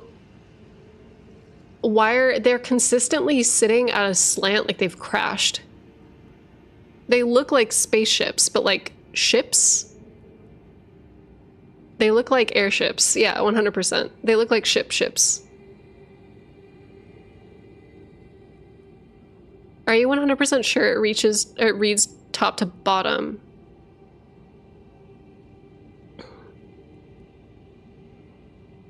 I mean, it could read bottom to top. I don't have like a stone galleons. But I'm curious to see could they have been washed up here from somewhere else if they're ships. So here's the two things that I think that could, there's two ways that we could read this, right? We could read this as like these were ships that got beached and then the water level like lowered and they've just been stuck there forever as the water level has like come down over the years. Maybe a massive flood brought them in and then the flood like was dealt with. We also know too that like the particular story of the the blue dancer and like the red rot, there's like the whole thematic thing with like there's the whole like theme of water flowing and like canals and dams and a bunch of other stuff. Or it could be that these are like airships that came from space and have like crash landed. The fact that they're slanted reads as they crashed. Yeah, same. Or they were piloted with gravity magic. Yeah, Wicked and Irish, 100%. Alabaster Lords, babes? Alabaster Lords? We're getting so distracted already. This is becoming a lore theory Monday. But give me 1 sec. I have to go to the bathroom, y'all. Hold on.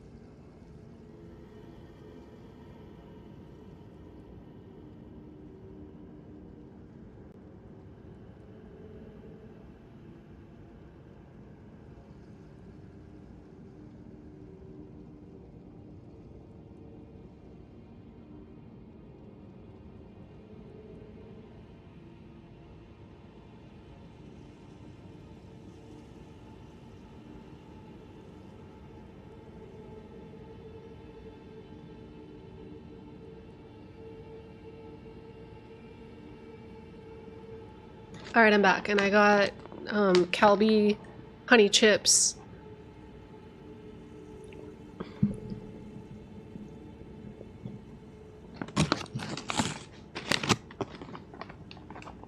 These bad boys.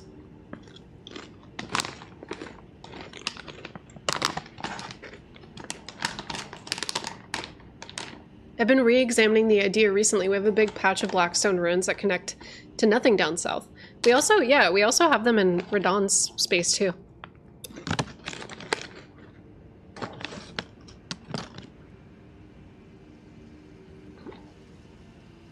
Oh, interesting. Okay, wait, hold on.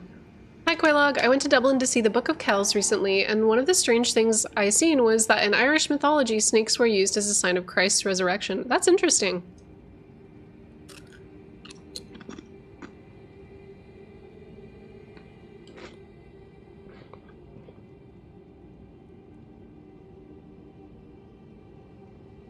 I wonder if snakes of Mesmer are symbolic of Marika's rebirth into godhood. Yeah, me too. But yeah, okay, wait. Anyway, so we were talking about the boats.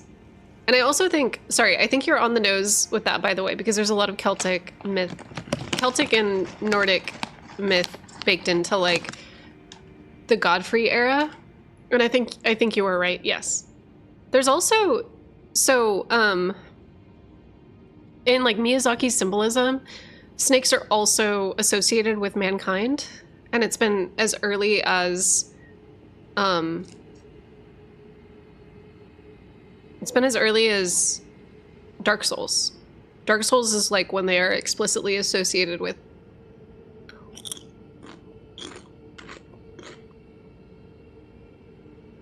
My dog's name is Cooper. A German spy's just out there lying. Hold on, wait.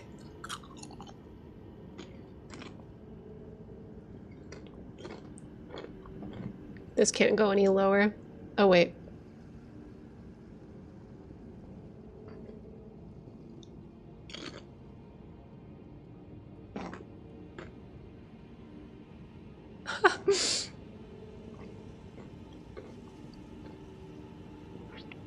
Sorry, don't look at my cups on my desk. Okay. You want Chip. He does. Oh, look at Schnoofy. Hi, Schnoofy. Okay.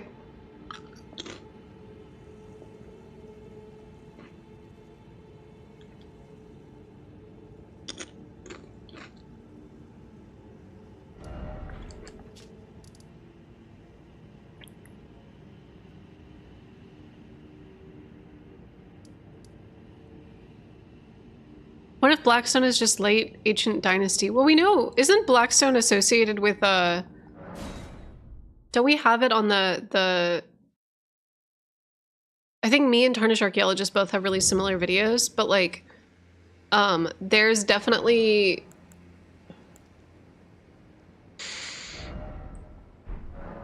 hold on one sec. Sorry, I just like saw a post. Do you think there's any Middle Eastern or Southeast Asian influences in Elden Ring? Yes, I think all of the Wandering Caravan are from the Eurasian Steppe, and I think that we have a lot of, we have like Lorica Plumata, which is like Iranian, and it kind of like establishes that the Khaden riders, for example, are like nomadic, and there were a lot of horsemen and like early horse nomads that existed from like Hungary eastward. The Wandering Caravans and like a lot of their culture and like the type of instruments that they play are they use like the Yi tribe's alphabet as well. The windmills in Celia are Persian. Yes. We have a ton. We have a ton of shit.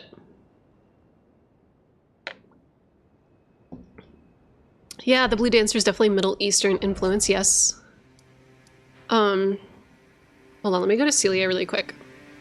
A lot of people don't realize that there's... Because I didn't even realize there were windmills. That was actually a little church lore find. And I think a lot of folks found it via the concept art, too. Scythians, the Huns, the early Franks even. Yep.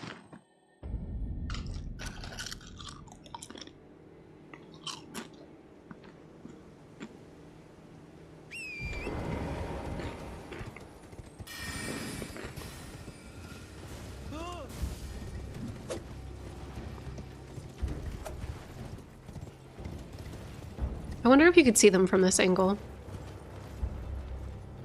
No, it's actually, it would probably be easier for me to go to the other side of town.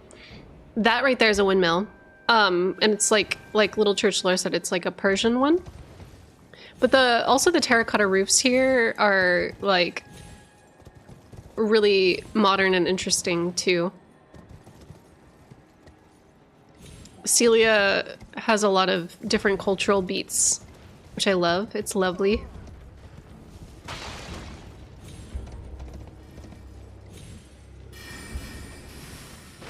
Okay. Right there. There we go. So this thing right here is a windmill. Woohoo!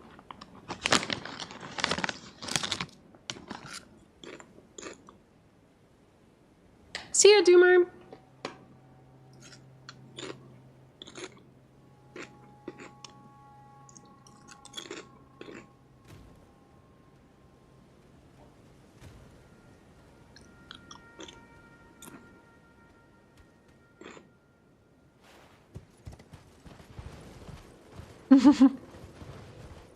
God damn it, no, I won't ship. Also, sorry to my misophonia baddies in the chat. I, like, rarely eat on stream. I try not to, but, I'm dying right now. I'm quite hungry.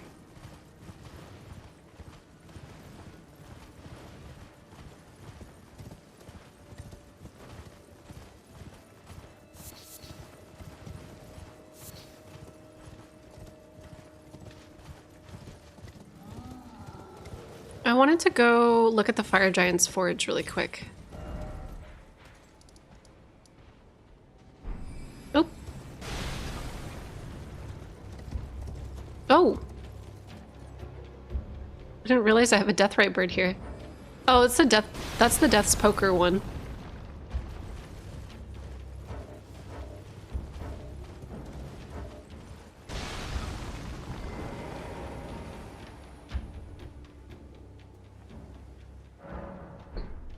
Okay. Hey, Saint Trina.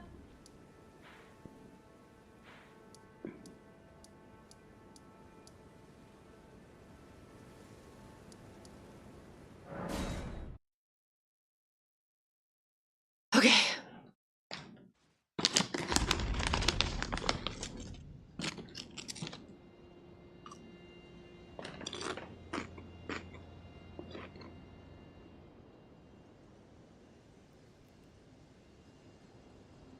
Hmm.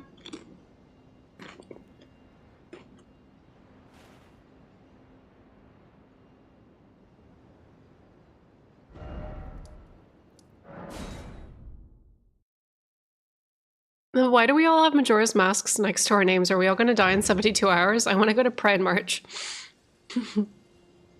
Majora's Mask is just one of my favorite games.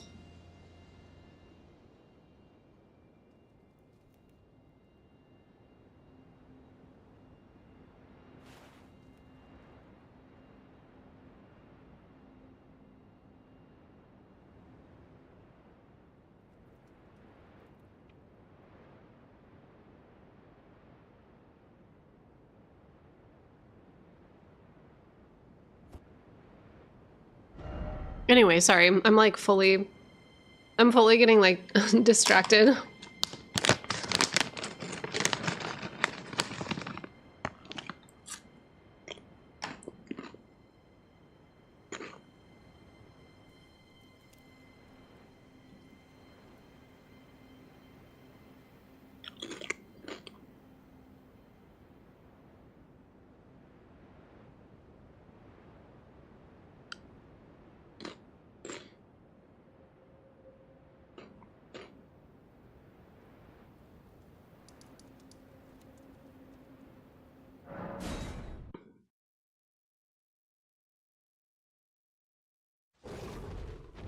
Oh, is he like having his meltdown?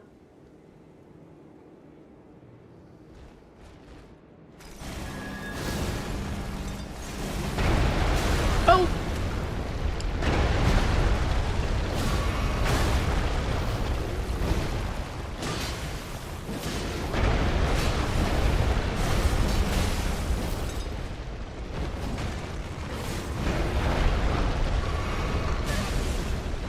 Hey!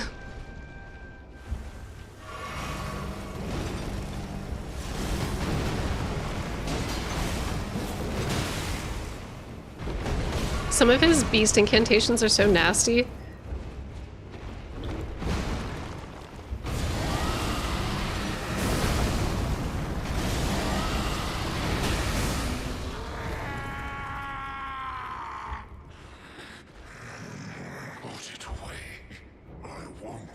forget again my appetite. My sin. So please. Enough. Put it away. I won't mind. So please. Okay. Nope. Put it away. I won't mind. So please. There we go.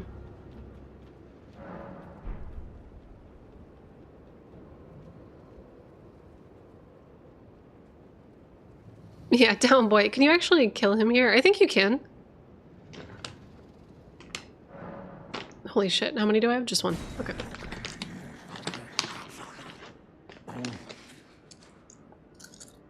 I won't forget again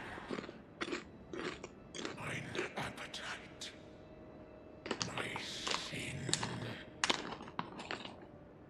I must have more. I must consume more.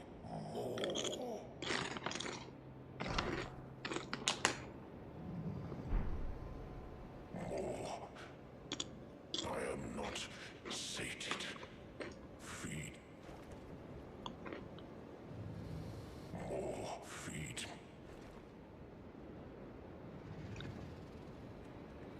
Teslobo asked if I killed Bach yet.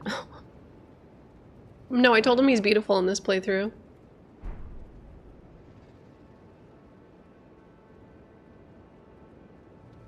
Are there two Malakas, one here and one in Farum? Timey-wimey stuff. Mm-hmm. What do you think Deathroot tastes like? Black licorice. Thank you, Bloody Buttons, for the subscription.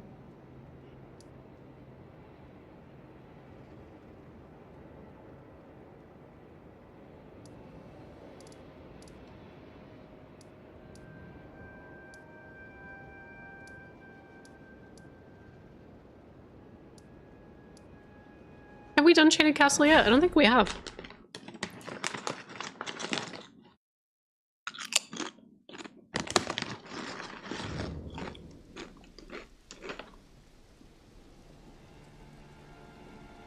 Oh my god, John says, is that Swedish, like, pickled fish?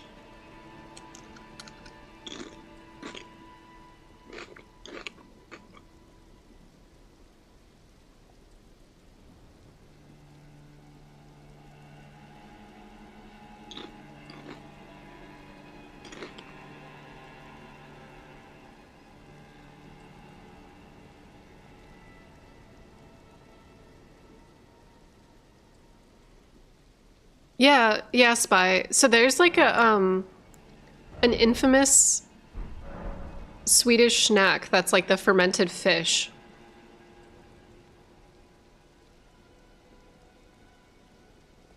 This poison shit in the Shaded Castle reminds me of the levels. Oh.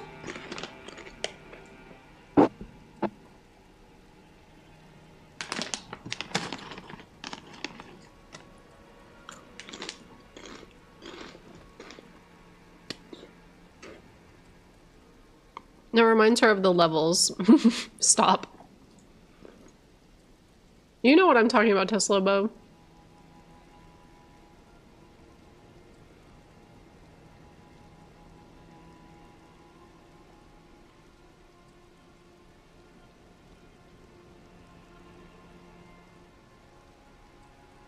This.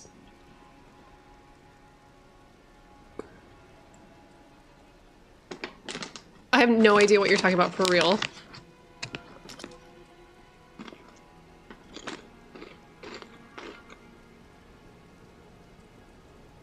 That.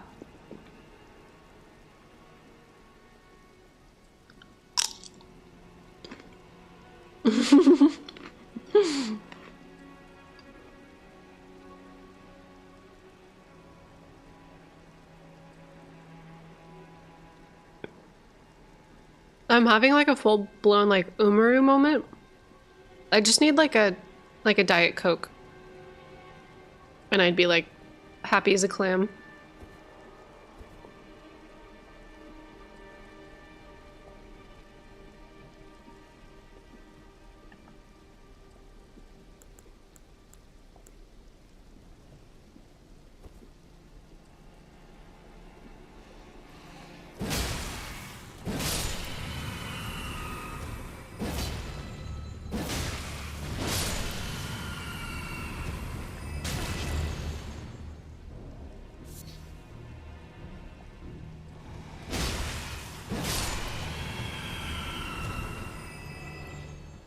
A Godwin clam. Clams do look pretty happy.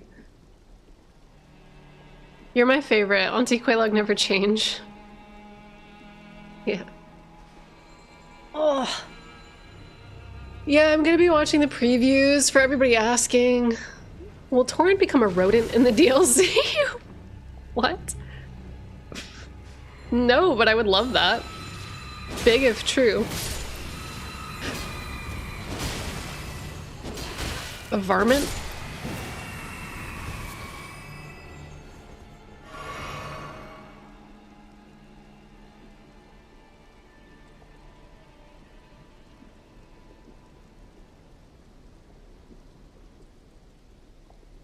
True if big. Aren't they tomorrow? Yeah, they're tomorrow. Can someone help me with the pronunciation of... Hold on.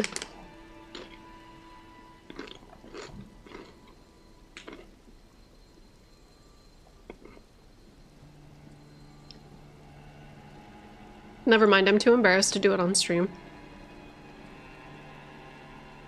Tisla was like, uh-oh. Pausing because they realize they have to say the word. I can't pronounce anything, I'm sorry.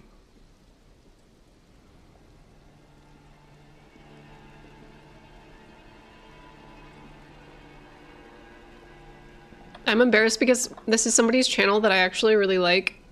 This is me with Smugtown.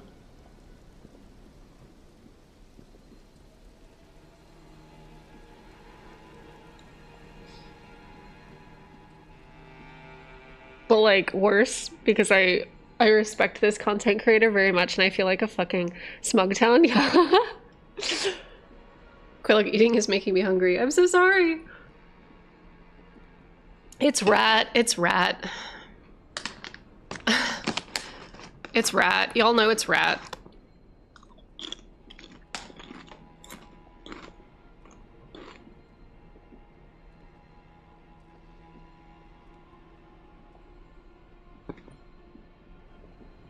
Oh, LOL girl, I don't know. Ratatosker.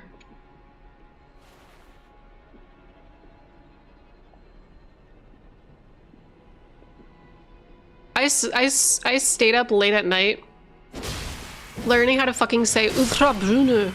And I can't fucking say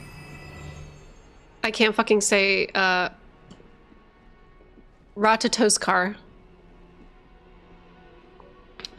I'm just gonna call him Rat. But he's the one who is doing the podcast that we are going to be talking about the previews together. Ratata!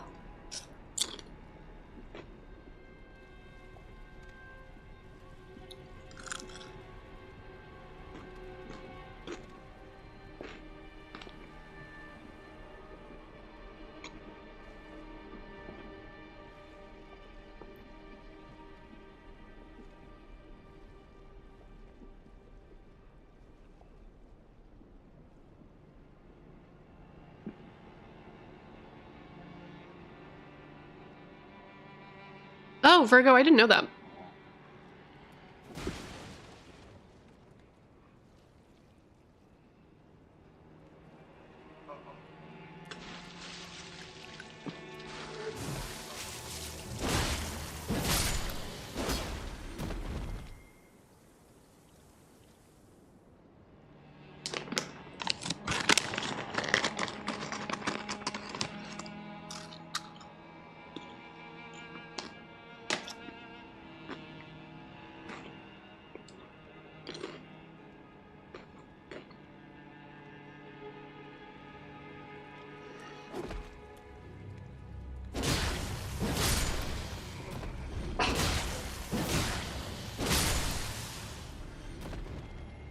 Mm-hmm.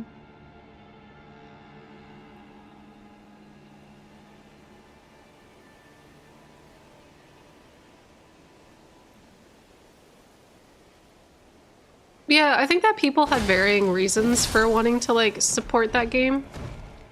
It's such a hard one. Sorry, this is like somebody brought up the Hogwarts Legacy thing. Because like there's the argument that like you're supporting game devs or you're supporting the cast or you're supporting other people that were like involved in making the product, especially since the product itself features like trans and gay characters. But I'm like, I don't judge people for like their reasoning or their conclusion. On a personal level wouldn't support it, but I also am not here to tell anyone that they're wrong for trying to see the silver lining and trying to support people who, you know, are making content or like making games for other folks. I don't know.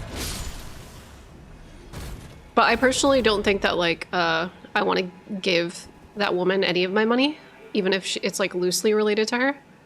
Oh, it's complicated. I understand it's not black and white and it's really difficult.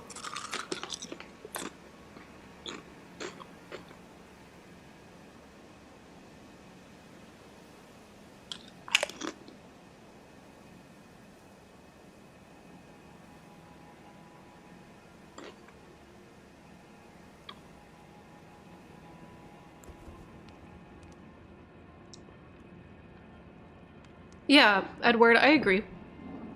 That's why I'm saying that I personally wouldn't support it. But at the same time, I also recognize that like as somebody that worked in the I worked in the game industry.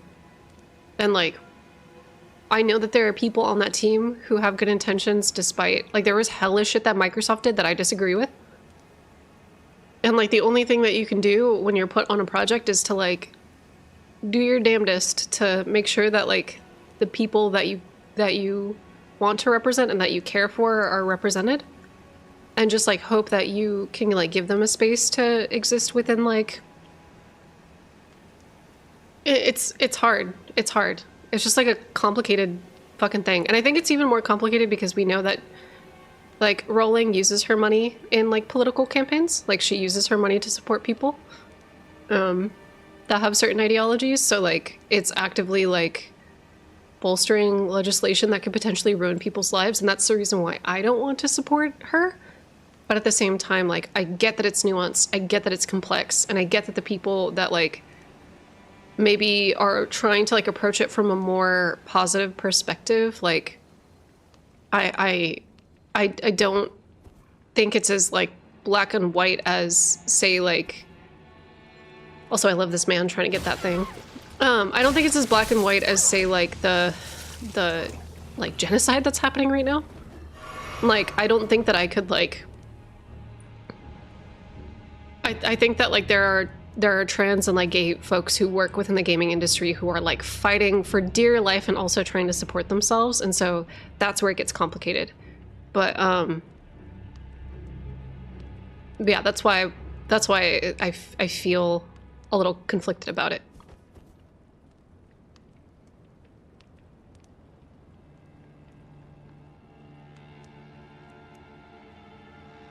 I really don't like that people's excuse for playing the game is because they want to give money to the creators, but the thing is the artists that work on the game don't get any royalties or anything she does.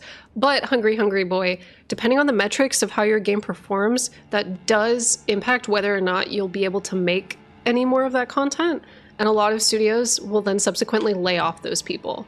And as somebody that's been affected by the layoffs, it does suck. That doesn't prevent it from not sucking. It just sucks. You know, it's hard. It's just like a hard situation, and we've been put in like a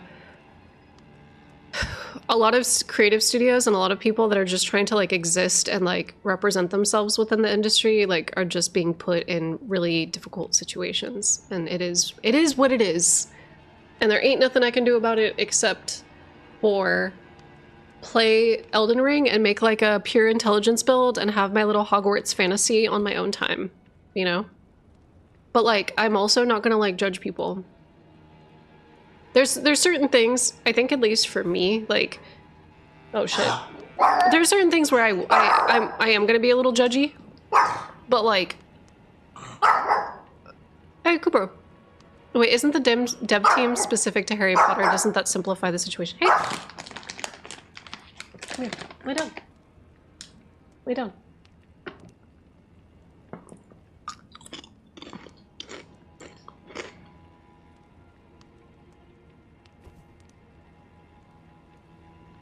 Yeah, the dev team is specific to Harry Potter, that's the problem.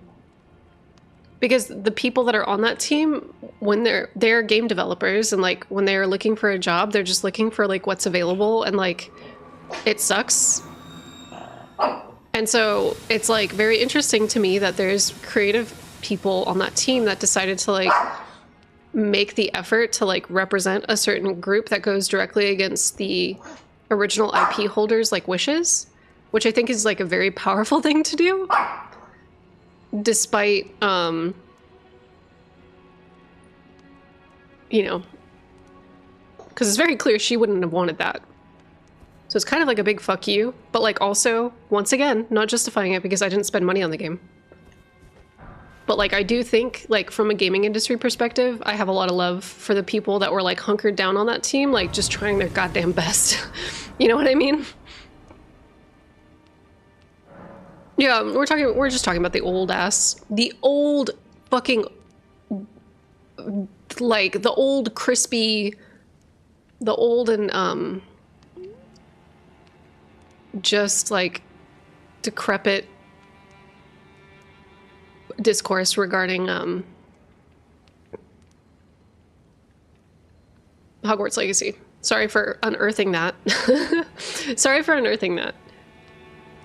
But yeah, this problem would be a lot easier to deal with if we reformed copyright law. I don't know. It's complicated. Also, the box.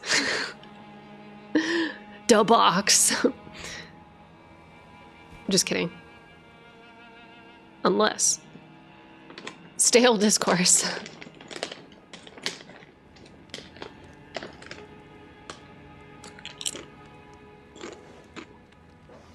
Oh! Sorry, I was trying to eat potato chips.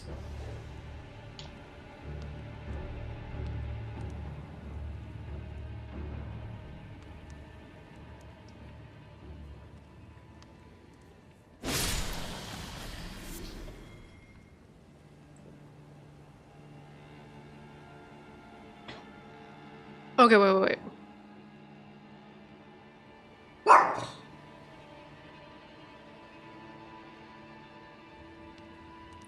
Yeah, for sure, Virgo. I think it's like, it's super complicated because it's very clear, and like, I watch ContraPoints like a fuck ton, and like, her breakdown of JK is so good, but there's definitely like a point in her life and in her career where she just kind of like holed up and like isolated herself from her family and is just like fucking responding to Twitter. Like, she's just like got the brainworms hardcore and is just like making fun of people on Twitter, like having weird mob witch hunt campaigns on Twitter. Like, all she does is like hang out on Twitter and like talk shit to people on Twitter, which is like fucking insane. Like, actually fucking insane. I am on Twitter a lot. I am on Twitter a fuck ton. And like, I hate it. I hate it. I would not do it if I didn't have to. But like, this woman has like a flobbity jillion dollars and she's out here being on Twitter.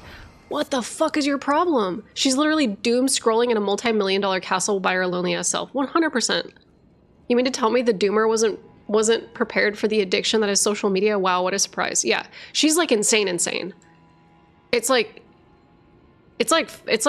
fucking cracked. She's chronically online. She doesn't like being told what to do. She has like, it's very clear because like she is like an assault victim. She's dealt with like a lot of control and a lot of like just shit in her life that she's been very public about.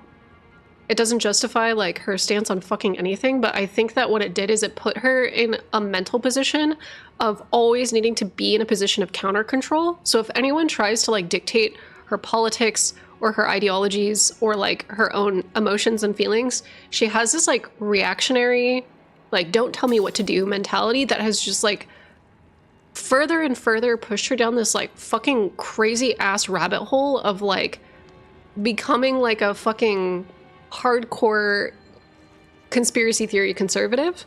And we see it all the goddamn time. And like not only is it reinforcing because of social media, but it's also reinforcing because fucking bigots will like flat out pay you to do this shit. It's like insane.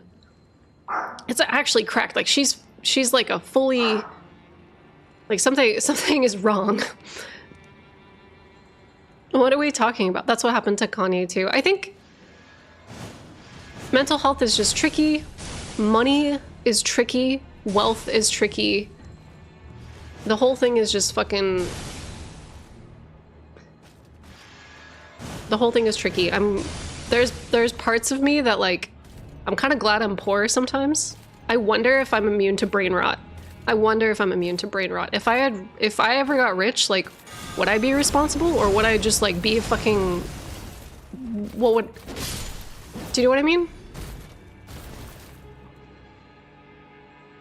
I don't know whether she honestly thinks she's protecting women's rights. Maybe she does, but it's so misguided. I'm not informed on this. However, I don't mean to say anything. No, it's totally cool. I get what you mean. I think it started off in that way. And then I think enough people told her what to believe and like how to feel. And she like started pushing back and she drew the attention from like certain political groups and particular like certain people that were just like validating her experiences and were like, yeah, you're actually so right. All these people on Twitter that are dogpiling you are like in the wrong and they don't know what they're talking about. And like, you're so right, queen. And like, then they platform her and then they like introduce her to, you know, politicians and lawmakers that are like actively trying to suppress and hurt certain people within the population. And then she just like followed this path of becoming like this hateful, spiteful fucking... It's the brain rot, babes. It's the validation brain rot. When somebody tells you what to do and you were like so in the counter control headspace where you're like, I don't want to be told what to do or how to believe or what to think. Like you just fall down this rabbit hole of just like fucked up politics and ideologies. It's the whole control, counter control. I'd wager you've built a healthy immunity to it over the last 34 years. People who never learn humility and compassion are the most vulnerable. I would actually agree with, or sorry, would disagree with that, Spy, because a lot of people that experience suffering, I feel like, are often people that like perpetuate it. And like, I definitely went through a period when I was younger where like I was definitely hurting a lot of people. Like, but I think everybody in their early 20s goes through like a period with like your friends in like your early adulthood where you're kind of like figuring shit out still. But you know what I mean? Like I feel like I'm not immune. Nobody's immune to like... Nobody's immune to being defensive about like their politics or their opinions or their feelings. And like I think that I'd like to think I'm an open enough person. But I think because the climate is so polarizing, it's like almost difficult to know who to listen to sometimes. Oh damn, that's me right now, lol. It's true. Uh-oh. Damn, Shaded Castle's really getting deep.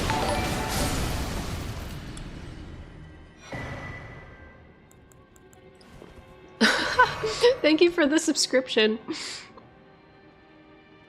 But it's, yeah, based on the content of the films, I'd say some of JK's horrible views were present at the time too, just not as bad as now for sure. I agree with that. I think that she had problematic views, and there's like definitely some racist tropes or some generalization that was happening in the early films. And I think when people clapped back at her about it, I don't know if she was ever in a position to accept or hear Because when somebody, for example, has like experienced extreme trauma or abuse and like you feel like you don't have agency, there's a lot of high anxiety, there's a lot of PTSD and reactionary responses that you struggle to manage.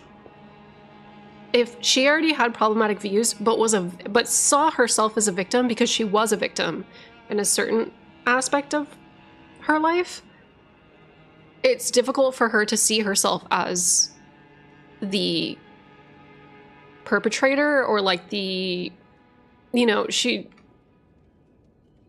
I just, there's like some weird ass psychological shit, some weird ass like psychological what acrobats. There's some weird shit that I think she's going through. 100%. It's all about balance and learning and growing and welcoming in folks who change your mind. I can't take anyone seriously who says that they have to cut everyone off who thinks about playing Hogwarts Legacy. I think that I can understand it.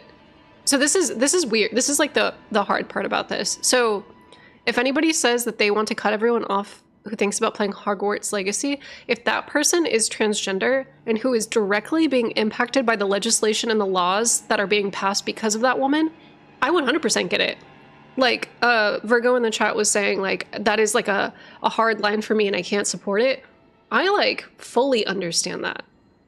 But, like, it's not like, I feel like I'm in the position where, so this is, like, the hard part. Like, there is that line of, like, how much of an educator are you supposed to be? And how much of that are you supposed to take on in your day-to-day life? And if you are somebody who is just trying to like live your life and like exist in a judgment-free space and just like take care of yourself first because you don't have the bandwidth to educate and to constantly be like helping people understand why something is bad, you should be allowed to like isolate yourself and like work on yourself. You should be allowed to do that. And if you're not transgender and like you don't understand that, that's not something for you to understand. It's not something for you to understand. So if someone is queer or trans and they're like, hey, I need to fuck off and not deal with anybody that's like associated with the church or associated with J.K. Rowling or associated with like any of that, they should be allowed to heal. And like, if you can't understand that, you need to admit to yourself that you don't have the same lived experience, so you can't understand their position. You don't have to agree with it, but you need to understand that like they're allowed to protect themselves and they're allowed to like isolate themselves to give themselves time to heal. Just allow people to heal, y'all. They don't have to change the way that they like, you know what I mean? You don't have to understand them. You don't have to. If someone wants to boycott something for their own mental health and well-being, let them fucking do it. It has nothing to do with you. Don't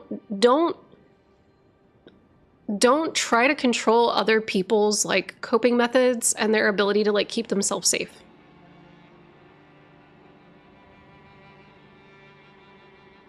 Yeah, shrimp.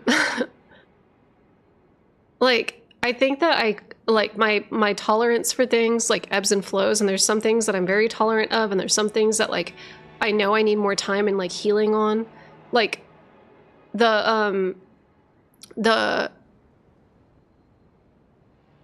like genocide and like everything that's happening right now, I needed to actually like take some time to learn and to educate and be patient, because I have a lot of friends who were telling me certain things because their families were Zionist, and then I have like a complicated relationship with like my heritage.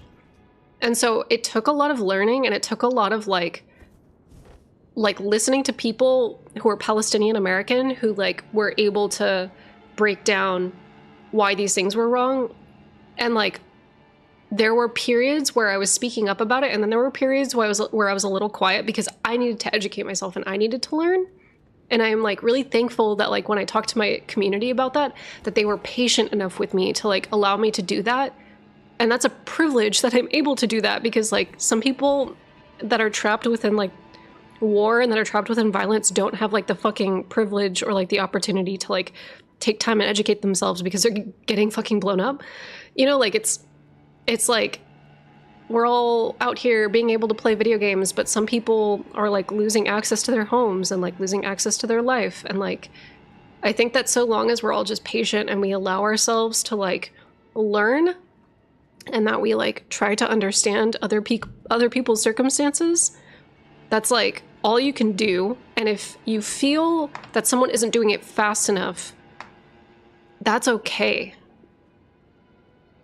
Like, it's okay if people need to like, if you need to take a break from content creators, or if you need to take a, like, if y'all need to take a break from me because I'm not learning fast enough or I'm not doing something fast enough, like, that's okay. And like, I want to just like say as like a content creator, like, I want to promise you guys that I'm going to do my best, but like,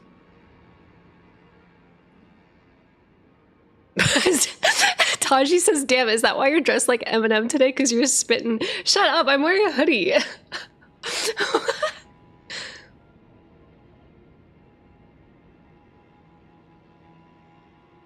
But no, so like taking a break. No. So sorry. Sideshot says taking a break sounds different from cutting people off.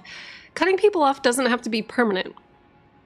So like this is like, it's kind of difficult to explain.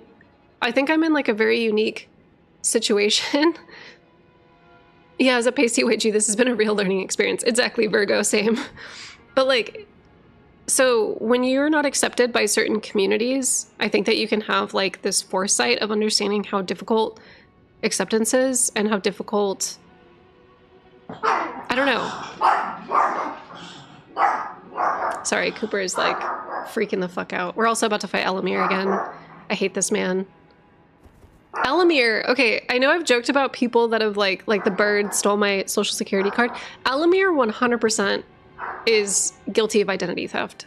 He's fully stole all of my, yeah. Cooper wants to say his piece.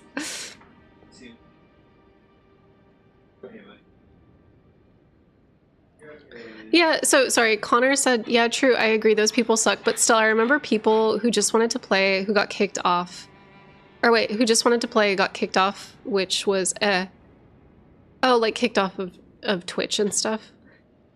So like, yeah, I think that there is room for holding people accountable, and there's room for, but there's also room for error. It's weird and it's nuanced, and I know like a lot of people aren't in a position for that, and some people are straight up fighting for their rights to exist. So like, if this person is like donating money to like a political cause that's removing people's rights, like, I understand where the frustration is coming from, but like, I also don't. Yeah, it was Elamir who hacked your YouTube, 100%. A lot of people chose to support the game as a statement too. That too.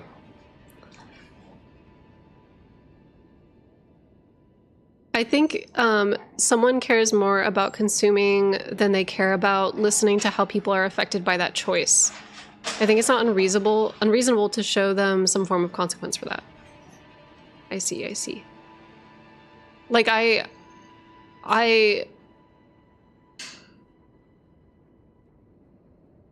oh wait, but you're not making any progress making a streamer feel awful. I don't think that's true. Oh wait, hold on. Interjecting. What are we talking about here? We're talking about, we're having a really fucking nuanced conversation about the Hogwarts JK Rowling. How do I know? How do I know? Yes. But we're talking about the point at which an artist is using their money to impact law.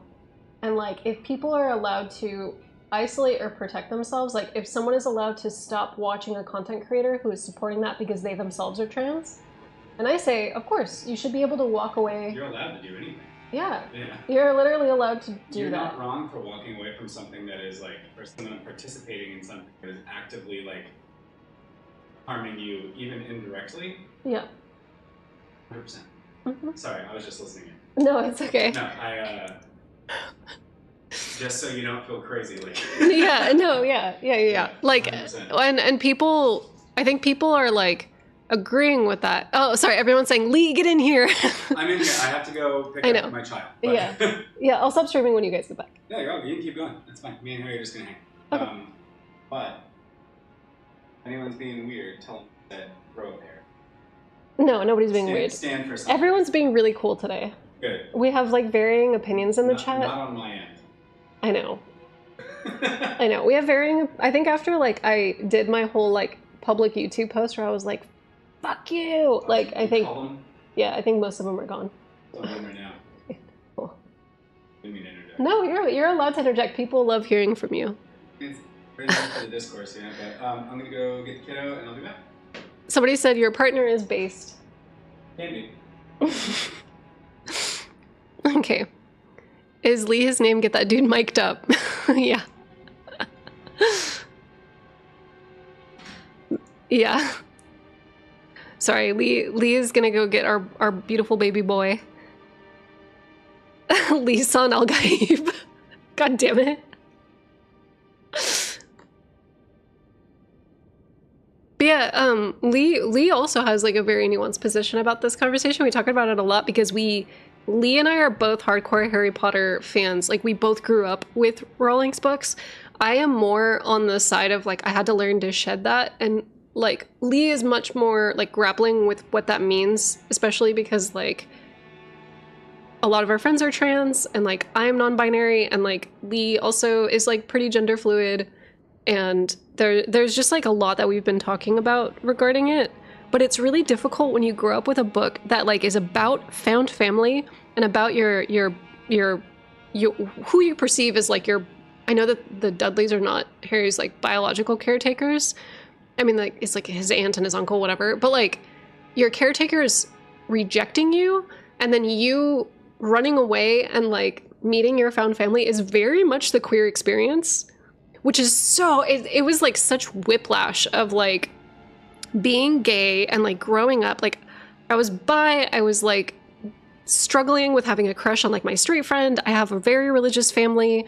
I was like struggling with a bunch of shit and like didn't know how to come out. And like then I was reading this book series about a boy who is literally trapped in a closet and like comes out and then is like has his found family and like magic ensues. And that's very much how it feels once you kind of like break away from those people that are kind of like trying to control your entire life, and then realizing like who you are, who you love. Cool. Yeah, like the way Harry Potter can easily be read as a trans allegory, 100%. And so it is, I think, so polarizing and there's so much discourse around it specifically in the queer community because I think a lot of us grew up with that same relationship with the book series. And so I think there's a lot of people who feel very betrayed. And so it's like a whole thing. Oh, hold on, sorry. I have like mod chat. Are we getting...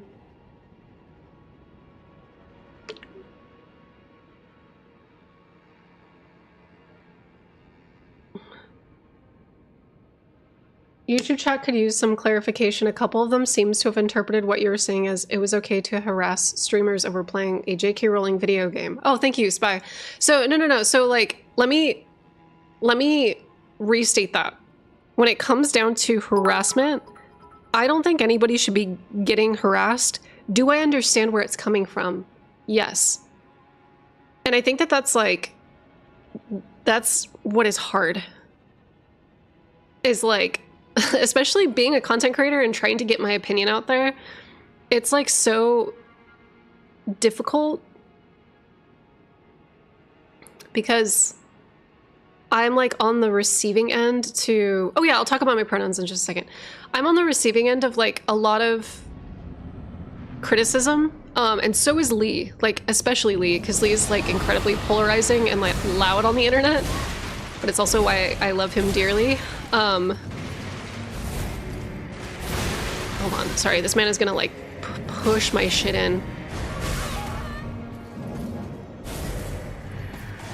Okay, wait, hold on. If Lee were an Elden Ring character, he would be Elamir, though.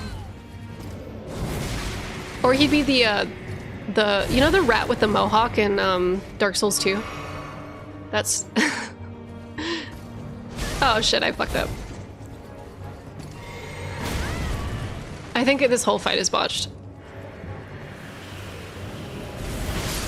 Hold on, let me go back. The rat with the mohawk. Yes, I think the envoy.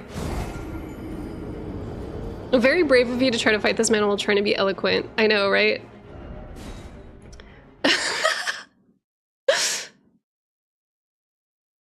Okay, so am I screaming into the mic? I feel like I'm being very loud.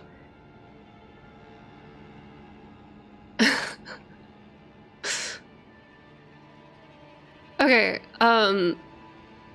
so yeah, Lee and I have both been on the receiving end of a lot of shit from our fans or like our viewers, right? And sometimes the viewers don't always see what's going on. Like sometimes they don't always see the conditions that the content creator is in or the conditions that the artists are in, and they make assumptions. And then like sometimes you'll receive death threats or you'll receive things that like people just don't understand about you. Like there's a common misconception that a lot of musicians right now are very rich and wealthy, but like streaming as a form of distribution is like fucking killing artists, and a lot of artists don't make a lot of money. Some do, and like, but a lot of them don't. And so we get a lot of people, for example, that will like yell at artists and call them privileged and call them rich, when like that isn't always necessarily the case. And so there's like a disconnect between like your viewers and like the reality of your situation and like the types of criticism that you receive, like period. And I've also gotten this too. A lot of people think that like I am like relatively well off because of like my numbers and my metrics. But like the fact of the matter is I live in one of the most expensive states in the United States because like this is where my job industry is. So I am actually not okay financially. So it's like fucking confusing. It's like the whole situation's confusing. The relationship between the consumer and the artist is fucked right now. It just is what it is. So do I think that artists or content creators or streamers should get harassed by their fan base? No, because a lot of the time, move to Ohio. I wish I could, but there's a child in my life now. There's a child in my life and I'm not fucking displacing a family, period. I'll fucking be homeless. I'll be the homeless step-parent. I don't give a fuck. I'm gonna make sure that I stay here so that way my fucking family can have a normal-ass life. Period. Anyway, if the child is in Ohio, no problem. But I'm not gonna separate. It's a stepchild situation. There's no. That's not how it is. That's not how it's gonna be. Ohio is not for children. But anyway, what I'm trying to say is, do I think that people should be harassed by their fans? No, because I don't think the fans oftentimes see the full context. I don't. Unless there is a content creator who is actively saying, F transgender folks, I don't care, I'm gonna play my game. If people are saying that, then yes, they should receive backlash from their trans fans who are like, if I told you guys out in the aether, like, fuck everybody in the chat who fucking likes pizza, I hate you guys are the worst, fuck you guys. If I receive death threats from the people who love pizza, that's on me. Duh. That's on me. That's on me. like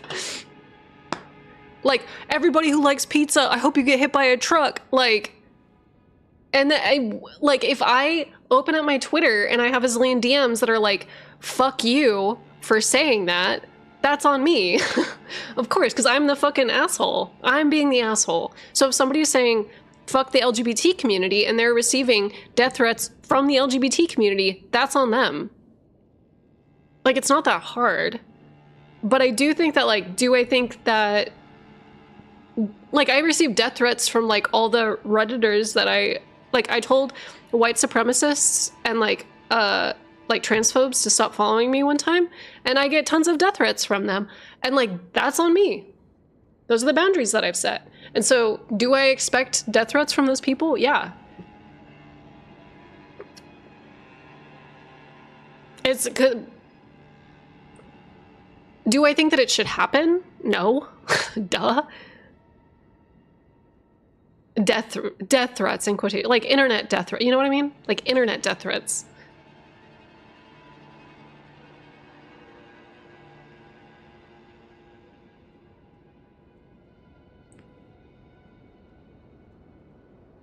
Death grips. Is it nice? Is it moral? No. But you brought that on yourself at that point, 100%. Wait, Quaylog, does Vati actually not like pizza? I need to know the lore. No, I'm pretty sure Vati likes pizza. That's how Vati stays so handsome. Actions have consequences, but being disrespectful with people won't make people agree with you. Not everything can be conjoined. No, hateful people will always be, but people should relearn how to be respectful. No, I disagree with that. I think that we should be more hateful and more disrespectful. Hold on. Hold on. Give me a second really quick. Please subscribe. Like and subscribe.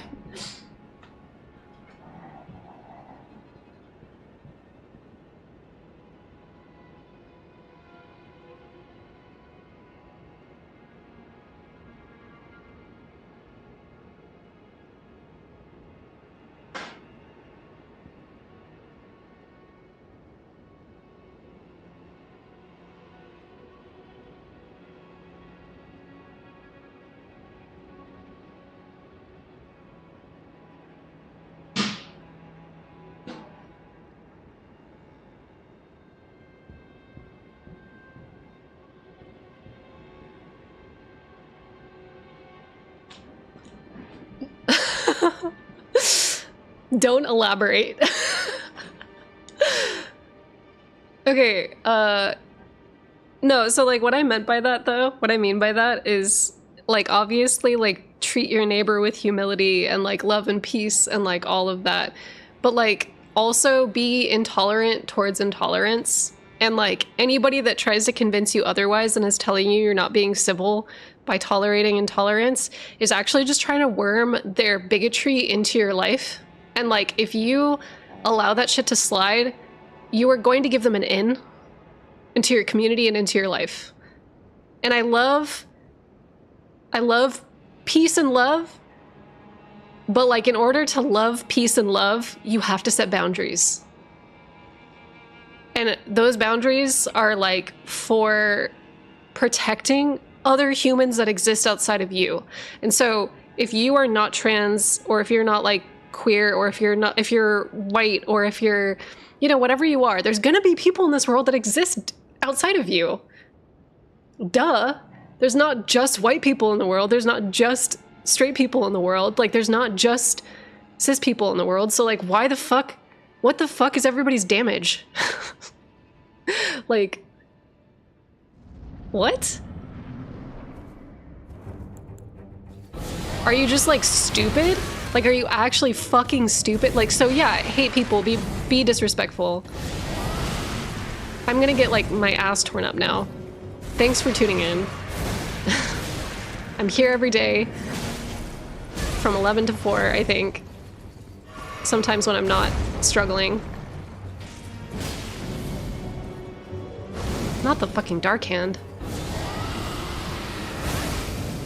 No, I just think that the chomp is like the way to go.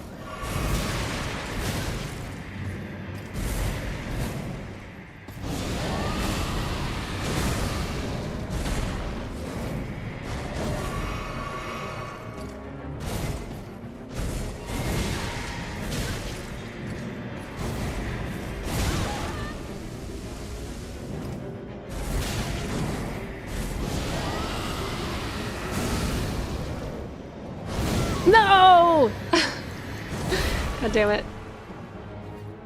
Yeah, also pick your battles. Not everything is DEF CON 1. No, like, that's actually something that me and my partner talk about a lot. And something that like we're both practicing because we both have dealt with like a lot of trauma in our lives is learning, and this is like both of us. This isn't like me or him, but like learning like that when you are engaging with people, or like learning that like not everything is not everything is DEFCON 1. Like when you are healed and when you are like in a privileged position and when you're safe, you do have a little bit more bandwidth to like advocate for others and to like educate others. So like for example, I haven't dealt with like racism. Do you know what I mean? Like I haven't dealt with like being a black person, obviously. So I am not exhausted by the constant like racism. I don't have that lived experience. So it puts me in a position to have more bandwidth to advocate for people that have experienced racism, because I am like, what? You've been lying to me? Like if somebody is like black who is like constantly being called names and being treated like shit and having their rights taken away and like, you know, having to deal with the brunt end of like all the bullshit that life has thrown at them, why should then they have to educate bigots? Why should it be like, why would they have the emotional bandwidth to do that? Do you know what I mean? Like, so like it makes sense for other people who like don't have that exhaustion to like then be an ally and like help. So like there are certain things that I feel like I can like speak to and that I can like talk eloquently about, because like I'm not getting like, or even better, amplify people who are, you know, within that community who do feel like they have the capacity to like educate and explain stuff. Like Olayemi, who's like, she talks about law in New York. She's like fucking amazing. She's one of, I always like talk about her and I'm just like, please check her out. Like she's awesome. I feel like there's ways that you can show up for other people, but then like there's definitely some shit that I've experienced that like I don't speak to, because I think I would be too reactionary about it because of like my lived experience and because of like my trauma regarding that. So I think that like, yeah, it's like a group effort. I love Raheem. Yes, me too. Can't we all just get along? I know, right? I don't have a lot of time or energy to explain to white people why they can't say the N-word anymore. I'm too tired of it. 100%. Like, it shouldn't be your responsibility. Like, other white people should hold those white people accountable. Like, there's definitely, like, certain responsibilities that, like, we have towards one another. Like, I want to make sure that, like, I show up for people within my community because, like, clearly our legal system isn't showing up for us. And, like, there's a lot of ways in which, like, we're getting neglected, and so we have to kind of show up for each other.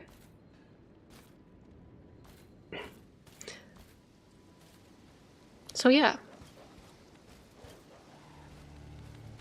Oh, I can explain that to white people all day. It's hilarious. Yeah, for sure. Like, there's, like I said, there's certain bandwidth that, like people have different varying experiences and, like, levels of bandwidth, and some people are, like, straight up have experienced the worst shit and are able to, like, be incredibly strong through it. And I think that, like, I used to try to do that. Like, I straight up would hold myself to this insane standard of, like, like, I know what it's like to have religious trauma, so I can, like, show up and, like, educate and, like, be there for people. And meanwhile, I was, like, fully having, like, burnout and, like, meltdowns and not understanding why, and, like, feeling, like, incredibly anxious about being on YouTube and, like,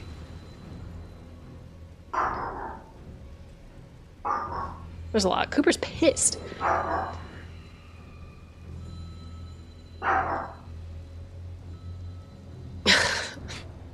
Big tree, good. Oh yeah, I don't want to talk about Asmongold on here. I already had like my spiel about what are these perfumers doing? I already had my spiel about him. He's just like, I don't even think he has any politics really. I just think he genuinely like is farming. He's like rage baiting. He's farming.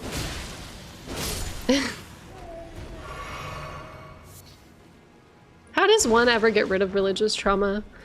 To be honest, in my 20s, it's so fucking hard because like there was this piece of me that like felt like I was gonna be able to like reconcile with like my family, and I tried to, and like it didn't work, and it almost like reset all the progress that I made.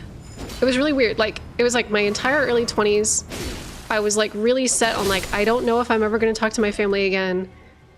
And like I built myself up and I built myself up and I built up this community and I built up my friendships and I like put in all the work. I self-actualized. I like, you know, I did all the thing, and then I like confronted and talked to my family again, and it just didn't.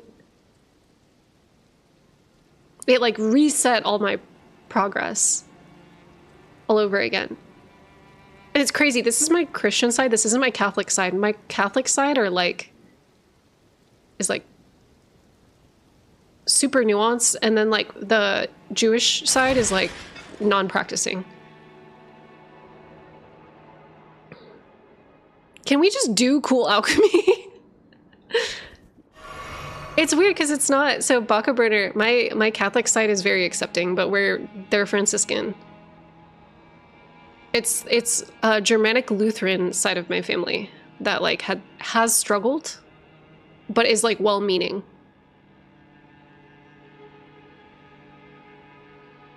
Yeah, Kali Kush, that's why it's like difficult. That's why a lot of the conflict took me like a minute. No, not Protestant, Germanic Lutheran. And it's not even like, I'm not German, so like, I don't.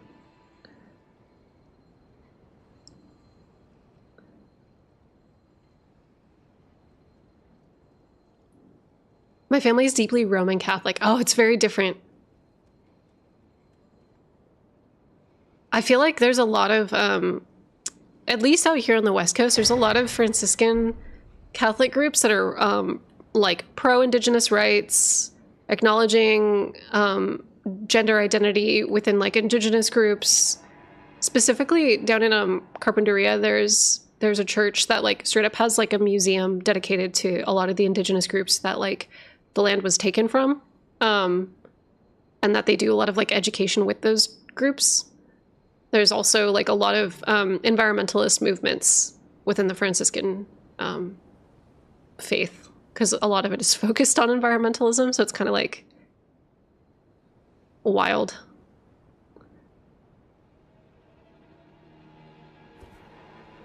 There's also like the Universal churches or whatever. Wow, a church that actually tries to emulate Jesus. Be friends with a prostitute.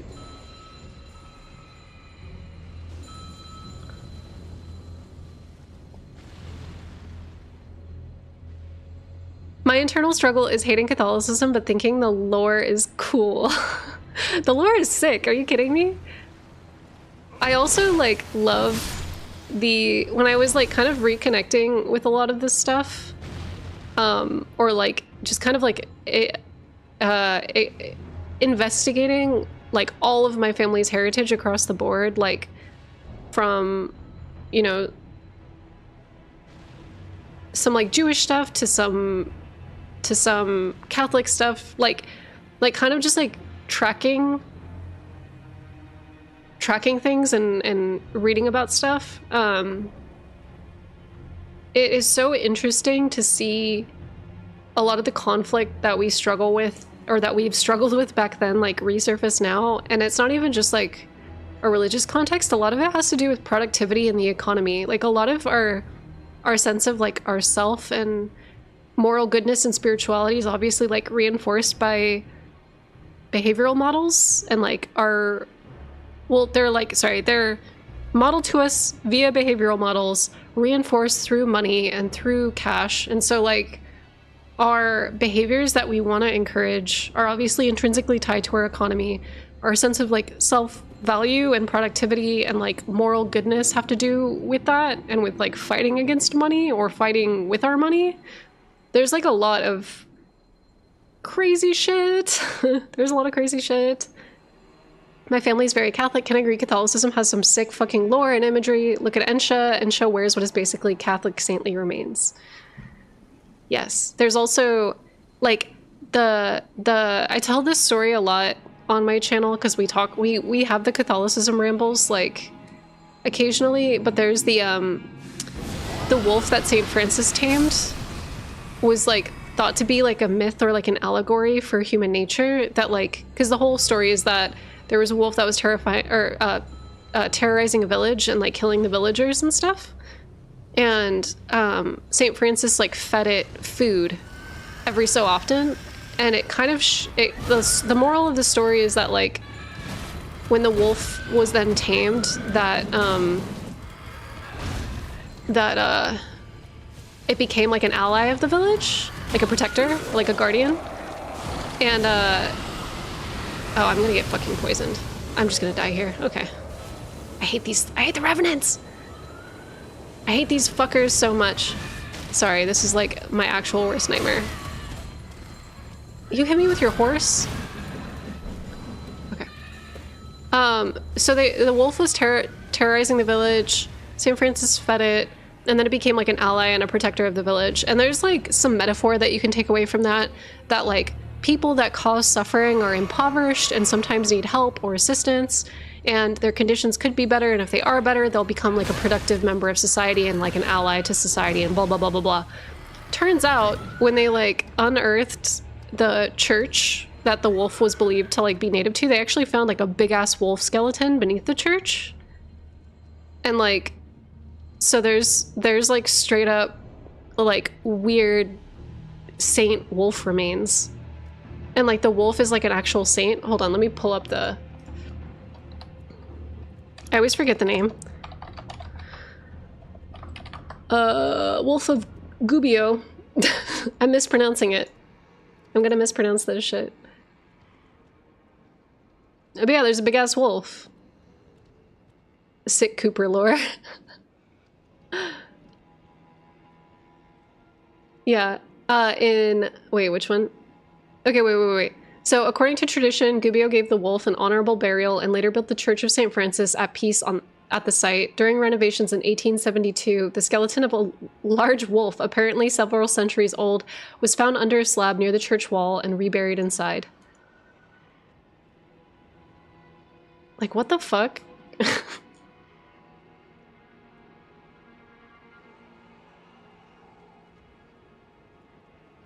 Guys, this wolf is chill. Alright, I think we're done with the shaded castle. I might go fight what's-his-butt on the backside. In the Walmart parking lot. Malay Mariah and I are gonna be, like, doing this.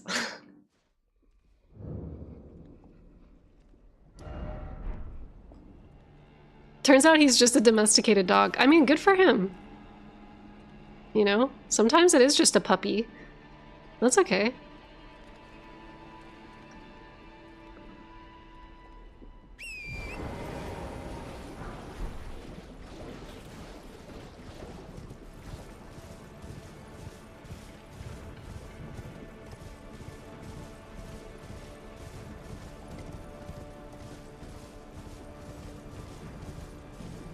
Wait, have you been to the American South? Wait, what?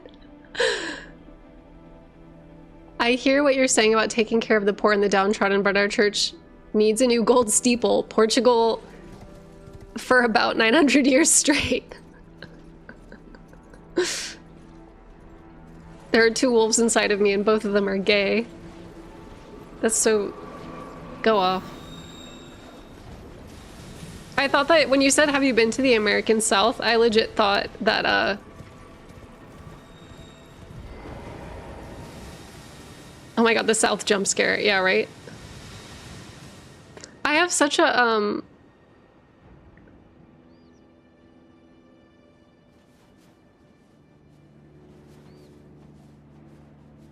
Wait, what's going on? Sorry, I lost track of everything.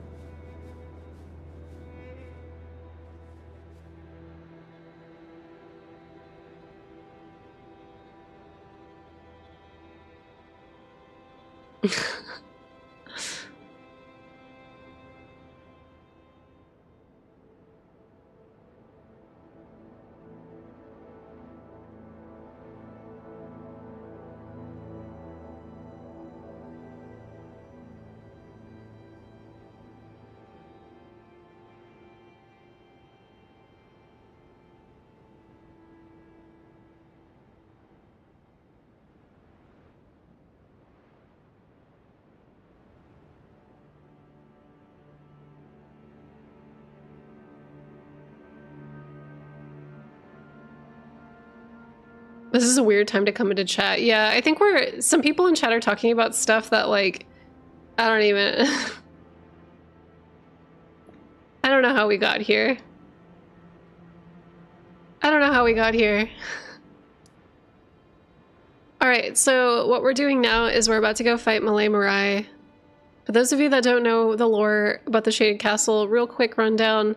Shaded Castle is a castle of regal noble officials who are in charge of execution, torture, jailing, and they got somebody from the Eokai civilization, which is Elamir, who is imprisoned in there, and then Malay Marai was like a weird Melania simp, because he also is like, he's got some weird, like weird poison affinity. He kind of has like a little bit of like the accursed rot aesthetic, but he's more poison affinity related. He's not, it's less scarlet rot, but he, I think, sees Melania as somebody that he can relate to and kind of like idolizes her.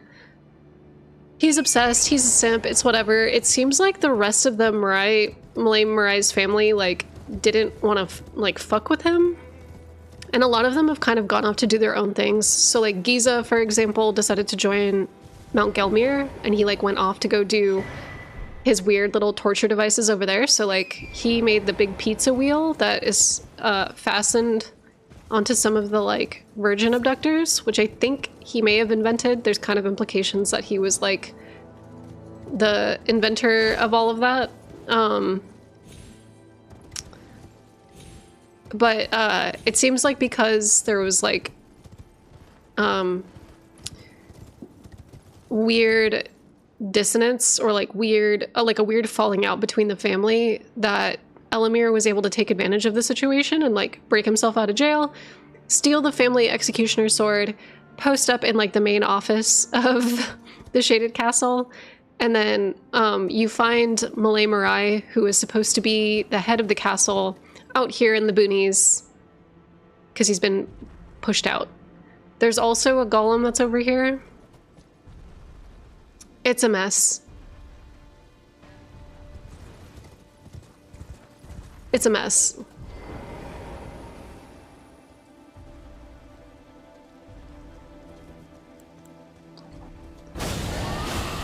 Oh, he does do Scarlet Rot damage. Okay. Hey, well, his castle's poison themed. My bad. My bad.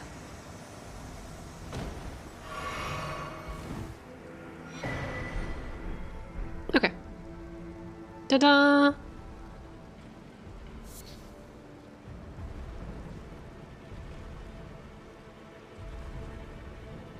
Did they just throw golems anywhere? I kind of wonder about the golems a lot. Like, they definitely seem to be associated with the Blackstone ruins. But yeah, I don't know.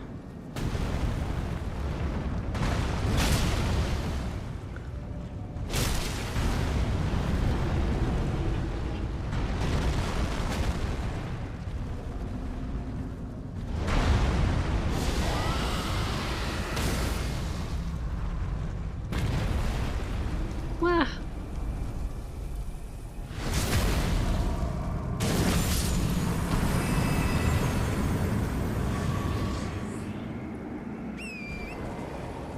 All right.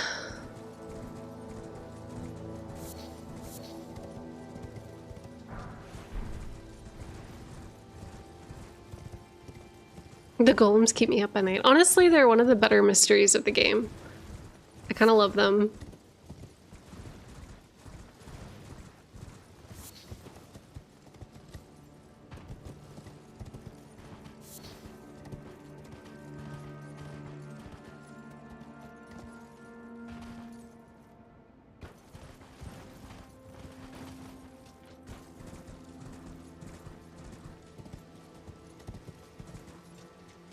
Yeah, I don't see the point really of the discussion in the chat. Like, I understand the nuance that As Above So Below is trying to talk about, but I don't understand why it was brought up.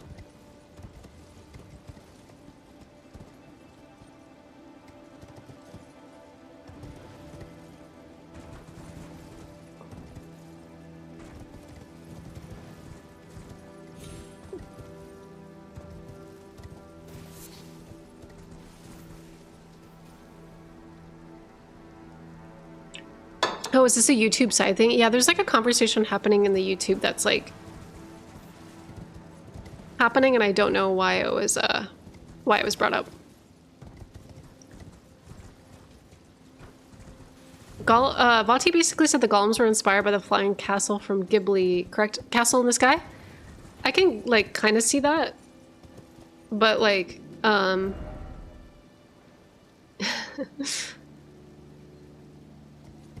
I can kind of see that, but like I do think that they're, were we talking? I don't know if Teslobo or Cosmos or Cosmos is here, but we were talking about the Blackstone ruins and their affiliation with them, but it's been a minute.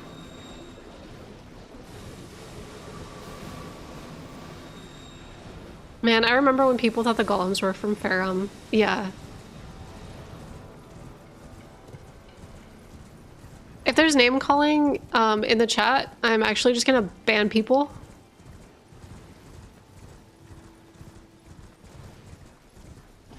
Yeah, YouTube chat is like fully unhinged right now. Y'all need to like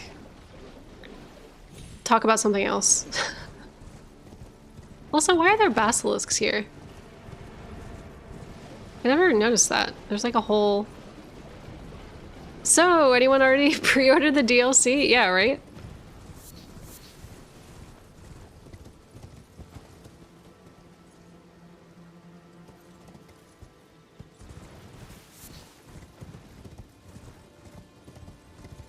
Right now, isn't it always like this? No, YouTube's actually been, like, the YouTube chat's actually been pretty chill today.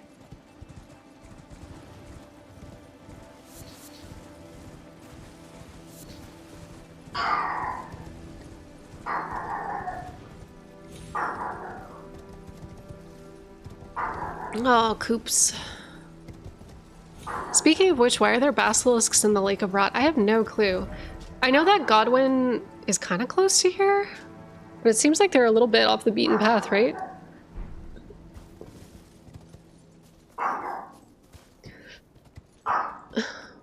I patiently await my 18 inches of mesmer. Fair. I don't know what I'm doing. I'm just climbing shit now. First time chatter here on Twitch. I usually watch the VODs on YouTube, and I was wondering if you could add a chat overlay to the VODs. I know you make a point to read out loud what people are saying, but it would be nice. So, Millennial, I used to have a chat overlay, but the reason why I don't have one right now is because I'm currently transitioning off of Stream Elements back to Streamlabs, and I need to see if there's a plugin that allows Restream to depict both of the chats, because I'm dual streaming right now. So both YouTube and Twitch are talking at me at once, and I don't know how to get both displayed at the same time, if that makes sense. Like, I know how to get like an overlay for like Twitch chat, because you just snag the URL to like the actual chat window, but like in order to get the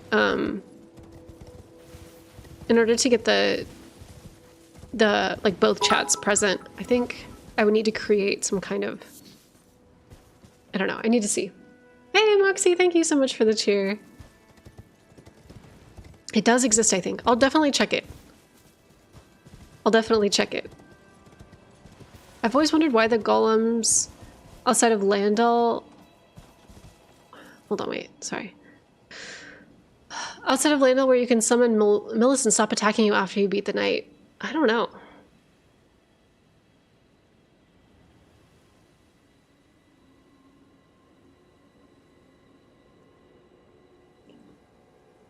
I'm too broke for the collector's edition. Same here. I wanted to get the helmet. I use the URL for Restream chat basically on OBS. Oh, I see. So like the doc has a URL? Copy curtain address. Oh, I see it.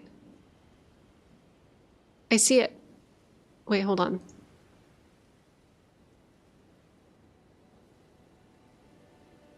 Let me see if I can...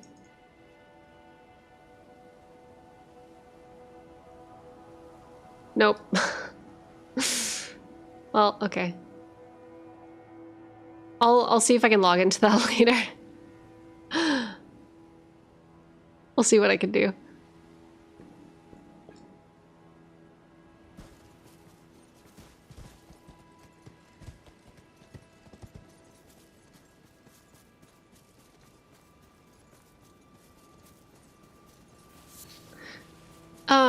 Okay, wait. So, given the number of golems that were clearly sculpted at someone's request, most likely Landel.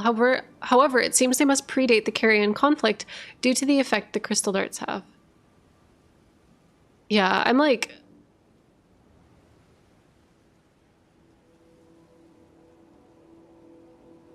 I'm very curious about it. Hold on.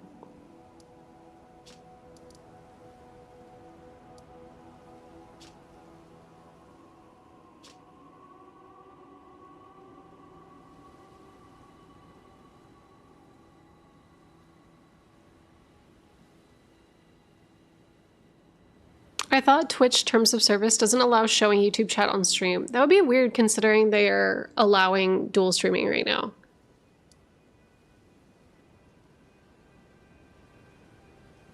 The golems are just bored, unemployed dudes. For sure, for sure.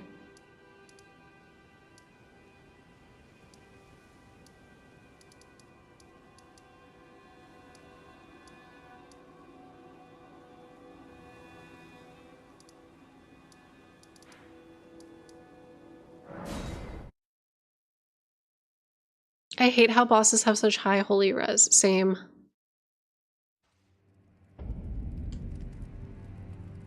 Twitch TOS doesn't allow altered Crucible armor. Okay, we're gonna do it.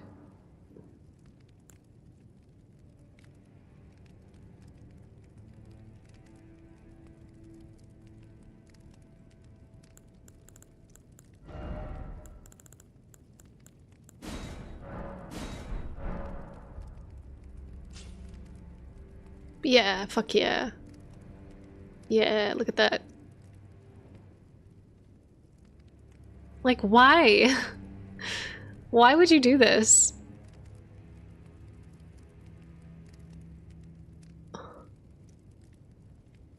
Why would you even do that? I don't know.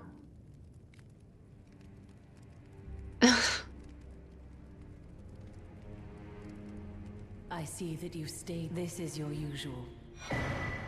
Perhaps you are ready. Our Lord will no doubt welcome you. Another kindred spirit, treading the path of champions. I see, but do know to follow the path of valor in order to defy this debasement, and like a true recusant. Okay, Tana, give me 1 sec. I'll go see your boy, but I just want to talk to... I just want to talk to everybody.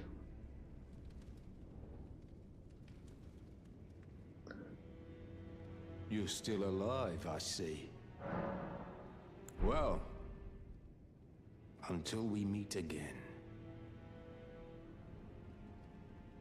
I love his aesthetic so fucking much. Just in love. Just absolutely in love with that man.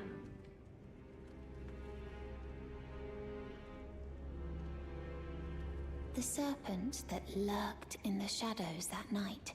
It entered the room next to this one, and never came out.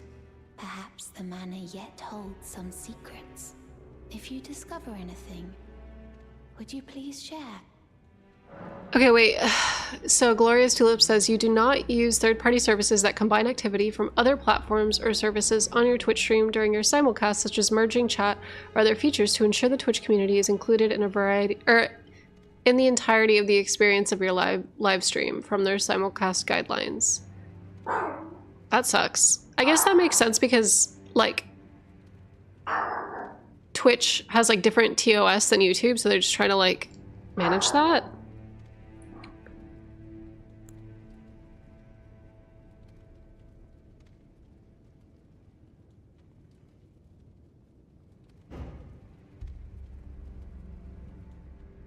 She is so much cuter in the other form. Agreed.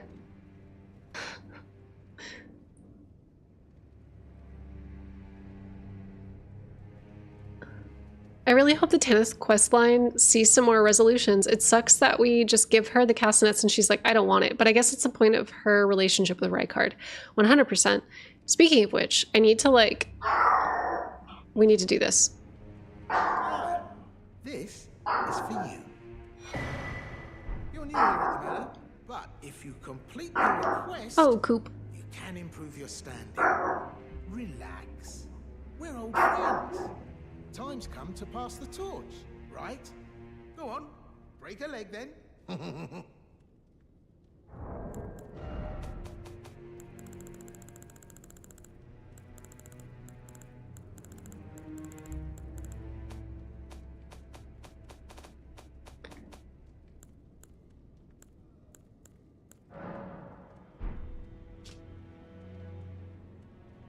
Okay, Great Horned Tragoth can be found at the ruin-strewn precipice. My favorite area of the game, or like one of my favorite areas, because it's so mysterious.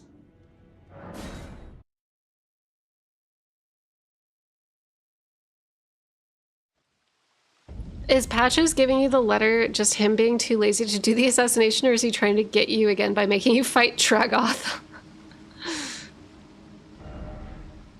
It's so beautiful. It is. I actually don't remember. Is he like on the tippy top? Where is he in here? I forgot. The strewn prune precipice.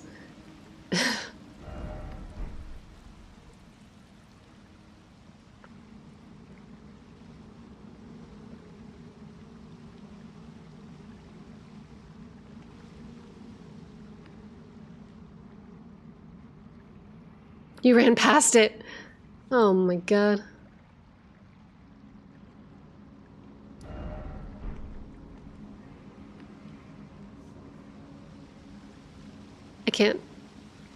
I can't see it. All I see are bloodstains. I don't see like the touch bloodstain, touch bloodstain, touch bloodstain. It's next to the grace. Oh. I'm a dumbass. Oh, I see it. Okay.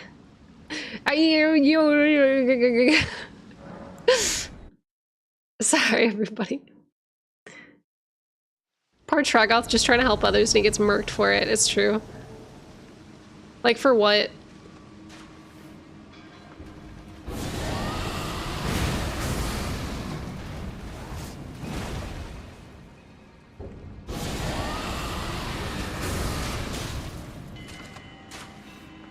Why don't I have, like...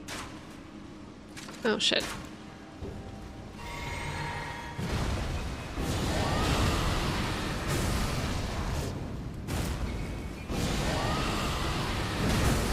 Well, I'm never gonna hit this man. It's never gonna... I'm just gonna use my telescope at him, I guess. Okay, hold on. Let me restart. Let me do that again. Let me do that again. Thoughts on Tragoth's potential connection to the Crucible. He's described as an old virtuous warrior, and his armor obviously has a great deal of horn imagery. Yes, that was something. Don't worry about it. All I have to say about that is yes.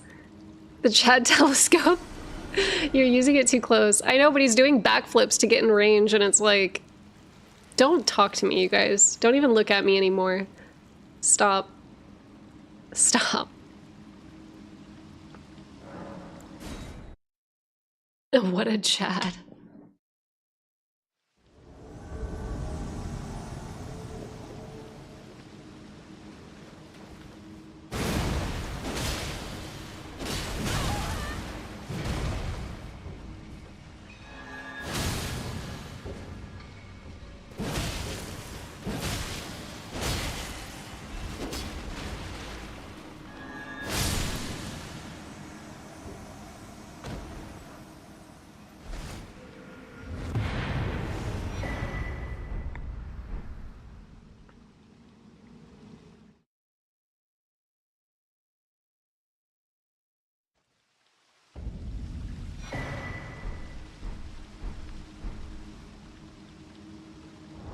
Okay.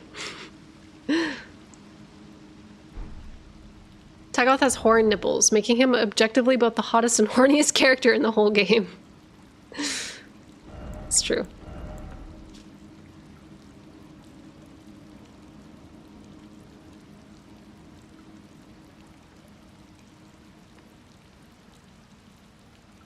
Look at that man. What a man.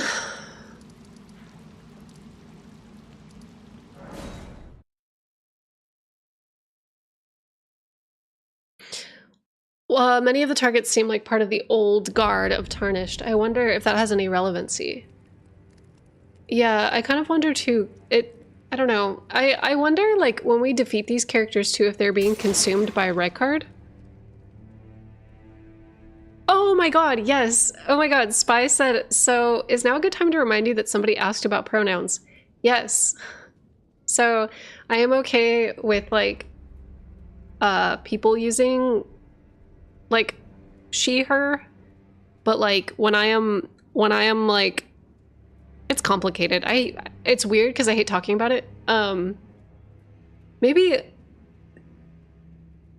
I think it's complicated and difficult to talk about because I'm older. And I think we didn't have a lot of the vernacular that we have now.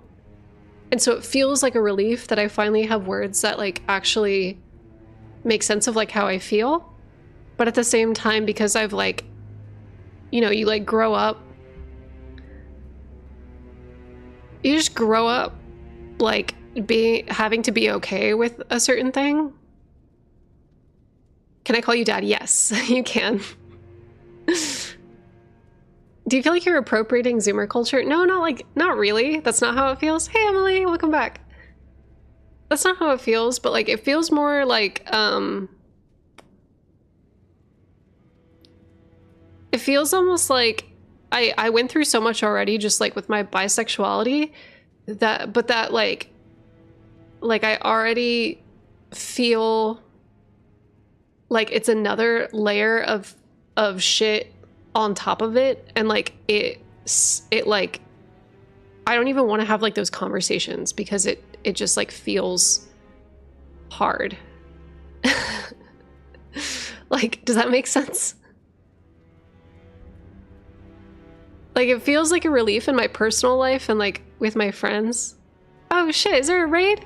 Welcome, people, welcome, raid. We're having, like, a really serious conversation now about, like, being an older, sorry, my Twitch alerts didn't tell me that there was a raid. Who raided? Hey, welcome, raiders. We're having, like, a pretty heavy, like, I didn't intend for us to be having, like, a LGBT, like, pride conversation this stream, but we kind of ended up. Oh my god, Raph! Hey, Raph! Welcome. Everybody go check out Raph. She's, like, an amazing artist and is currently playing through Dark Souls 2 or 3 right now, I believe. But yeah, we're deep in the pride monologues. Yes, we are deep in the pride monologues right now. But yeah, we were, like, we're fully we've been having, like, heavy conversations. Be who you are for your pride. Yeah, 100%.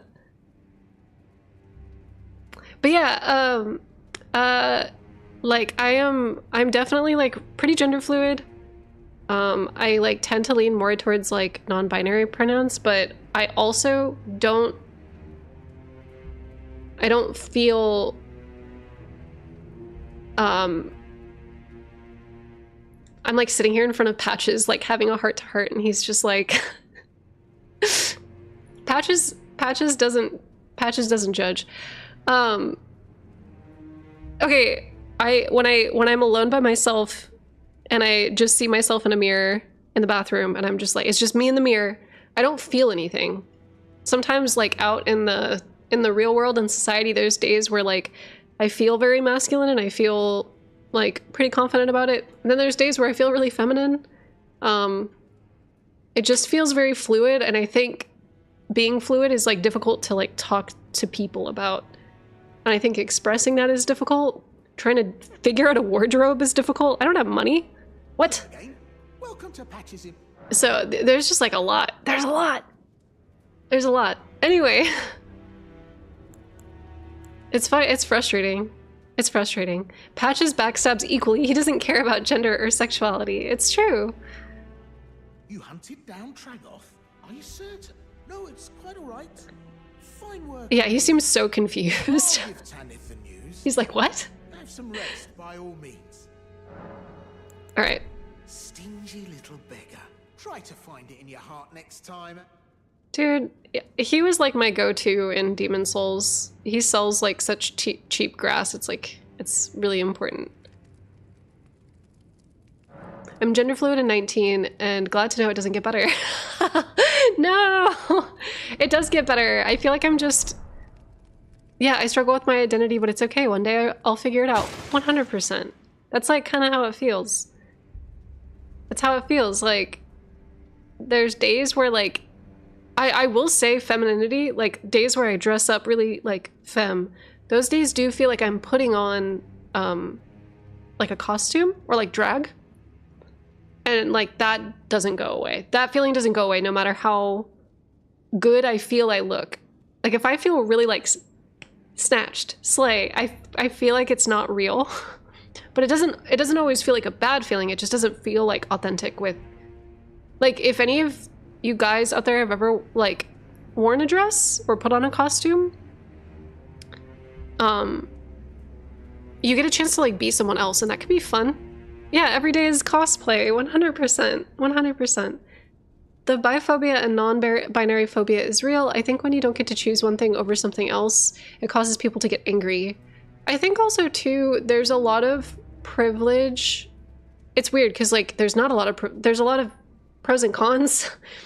And like there's privileges in the sense that like if I'm dating a masked person versus like when I'm dating a femme person, I definitely get stared at way less. Like when me and my ex-girlfriend used to walk down the street, we used to get stared at like a lot when we were holding hands. I get stared at way less when I'm holding hands with my current partner. You know, like I definitely, there's a lot less like societal backlash that I feel like I face depending on what kind of relationship I'm in. So that's like, I think a privilege that like during the times that I am appearing straight, that like I get to get harassed less, which is like, it's its own thing. Hello again. But then it's also like, yeah, there's also bi erasure too on the flip side of that. So Sharper than you seem, aren't you? hold on one sec, let me highlight Bree's message so I don't lose it. You know, there you go. The reward for hunting Tragoth. All yours. Try to find it. Okay. Forgot. No trouble. I'm gonna buy... Oh, Cooper's gonna bark. Cheers for that. Okay. Bree said, reposting what I shared on Twitter, wishing everyone a very, it doesn't matter if a queer identity label doesn't fit you perfectly, they are words meant to communicate concepts you relate to, which is all that matters. Also, fuck white supremacy and rigid boxes. Yes. And it's rigid boxes, yes. Agreed. As a bi woman who's definitely dated, who's mostly dated mask presenting people, it definitely feels weird. Almost like you're not really bi, which is not true. Yeah, and I think also too, like I will say as somebody that has dated both men and women, it's easier to find men to date. Not because like women are elusive or anything, but just like finding queer populations in like rural communities can be really hard. I know like a lot of, like speaking for myself as well, a lot of lesbian and like female like relationships sometimes have to be long distance, because in order to find like a gay woman who has the same interests as you and like is into the same stuff as you, it's like kind of hard. It's like, it is kind of difficult.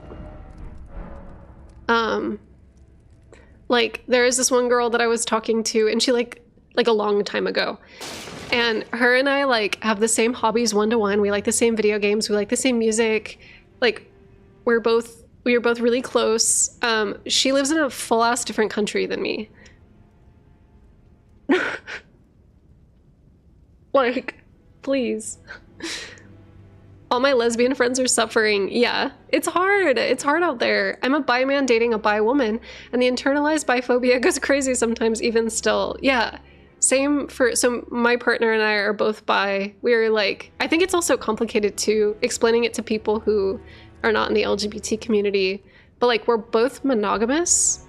I've been in poly relationships before, but like, I think in my old age, I've kind of realized that like this is what I want. And yeah, there's still like aspects of like our identity and other stuff that we're still grappling with. But it is good to know that I have somebody and that I'm with somebody who understands me in that way. Because I've definitely dated a lot of people that like don't understand me. And it's hard. Both like I've dated somebody who's lesbian before. She also like didn't understand respectfully. And like that's okay, because I didn't understand her position either. So like, yeah, it's its own thing. Should we fight Rykard while we talk about biphobia? But I also, like I said before, I wanna make it very clear. I think the reason why there's a lot of backlash for people who are bi is because like like I said before, there's a lot of privileges that come with being able to like hide your identity, and being on the in-between can make people feel Won't you our Lord? Like a little threatened. Like we don't have the same struggles. It's a little bit different. It's a whole thing. I struggle finding gay guys and I'm in Denmark. I can't imagine what it's like to live in a less LGBTQ friendly environment. Yes. It's hard. Oh wait, sadly, I sort of avoid dating femme-presenting people. I don't really feel like explaining to people that I'm bi.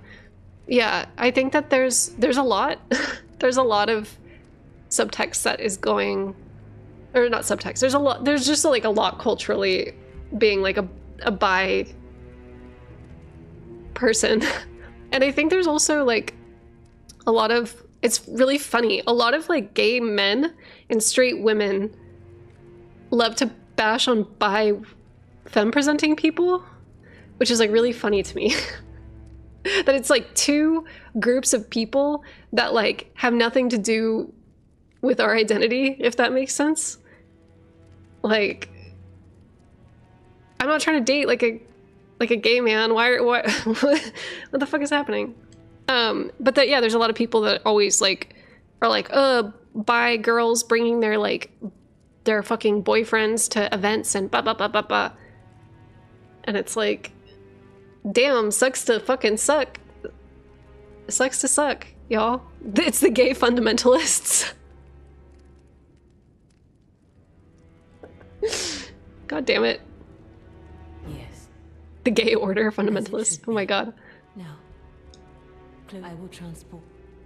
Non-binary, female to male here. Been together with my gender fluid bi partner for 19 years. Then. Ah, congrats! That's fucking amazing. May your visit be fruitful.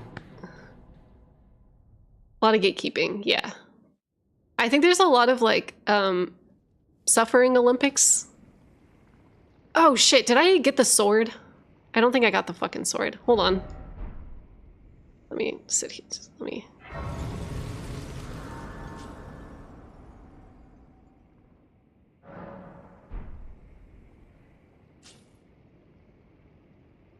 Oh wait, okay, wait. I've dated a couple of trans girls by happenstance. One of them I didn't even know until a few dates in, and that has unfortunately led to some incredibly invasive and awkward conversations about whether or not I'm bi from people who aren't entitled to that information. Yeah, the spear, it's in there. Okay, cool. I forgot if I get it from the ghost in Mount Gelmir or if I got it from like in there. But okay. Who do you think the person with the gold hair that maybe takes the runes from the body is? I have a theory that it's Godwyn and the corpse is Fia. Okay, that's Marika. It says like the narrator says that it's Marika.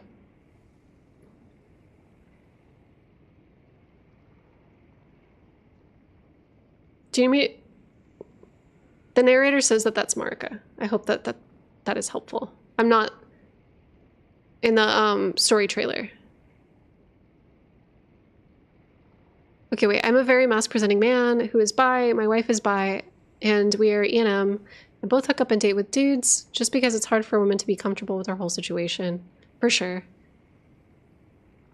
Yeah, the Suffering Olympics is crazy. It is!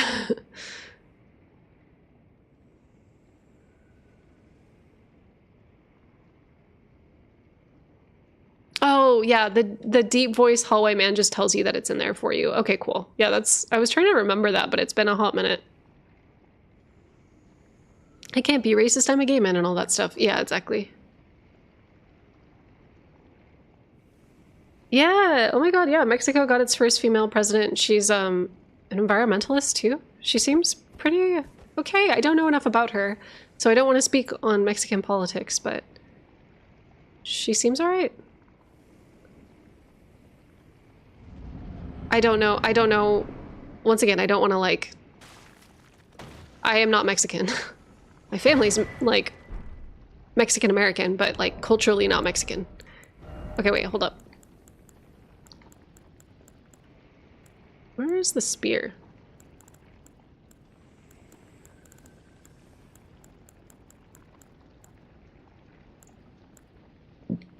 Rykard is, like, just sitting and waiting for me, and I'm just like, I don't know where my weapon is. Okay. From my understanding, pretty okay is a good way to put it. Cool.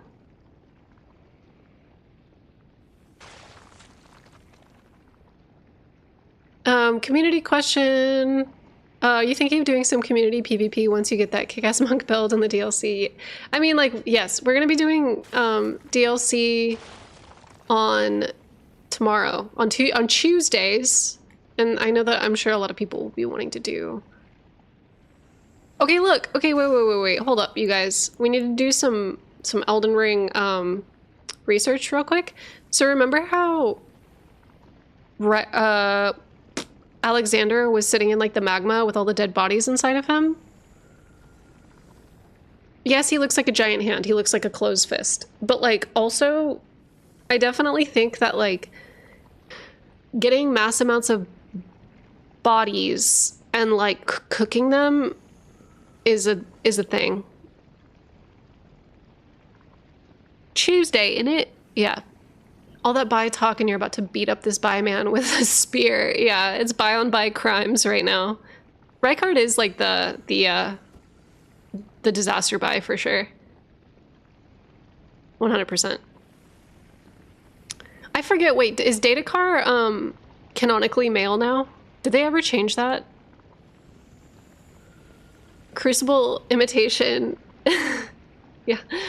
Are you stopping before burning the Erdtree? Yes, I am stopping before burning the Erdtree. At Ingenue, disaster buy? Yeah. Do you not know about that? That's like, maybe that's just for me in the community.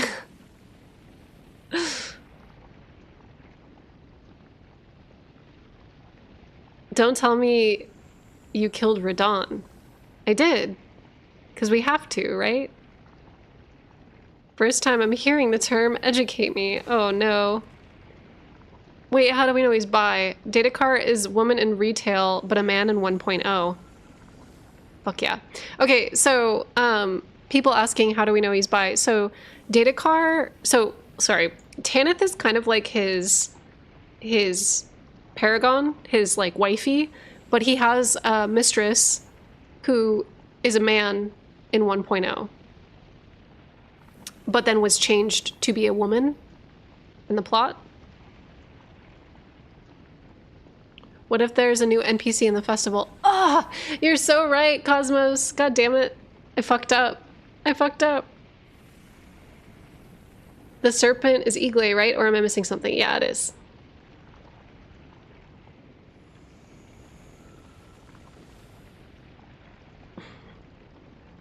I kind of feel like Tanith... It's weird to say, I think she loves his politics and she loves what he stands for. And she's like 100% like ride or die, like Bonnie and Clyde. Like she wants to carry out his will. She'll like cannibalize his corpse to continue allowing it to go. But I think that like it wasn't a love of... their love is not like a love. I think, girl, I think Patches loves you. And I think he's the one. Patches is the one for Tanith, but she's like too wrapped up in like Rykard's politics to let it happen. She's a girl boss. She's a girl boss. Was Datakar supposed to be the mother of the snake people? Yes. Patches romance? Yeah. Patches is in love with this with fucking Tanith. It's so sad. I'd never thought I'd hear you stand Patches as a match for somebody. Patches loves her! Did anybody see that dialogue?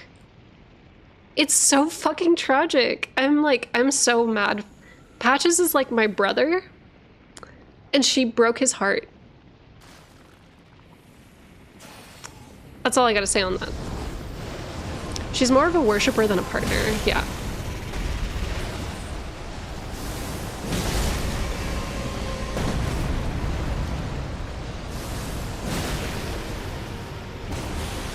Oh! Oh, I didn't, I missed the dodge. Oh! My dumbass. Okay.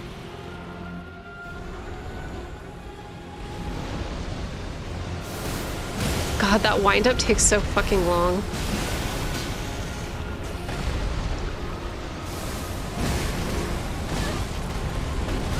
Ow. Okay.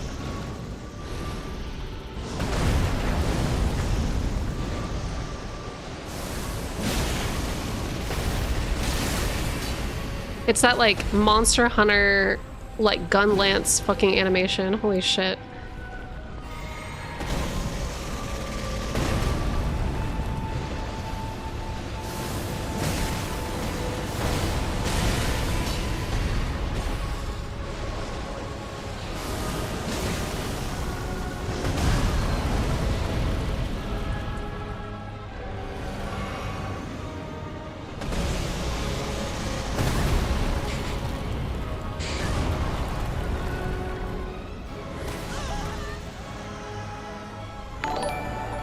Thank you so much for the resub. I'm gonna just, like, eat shit here, apparently.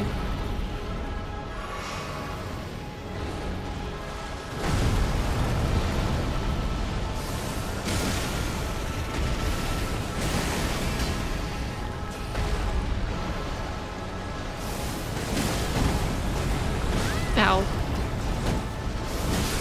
Okay. I forgot that I can just do like an R1 and still get like a, what's it called?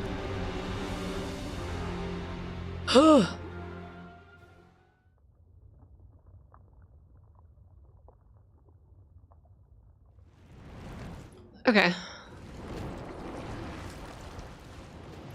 Family. I also might have to turn my camera off pretty soon once the boy gets home.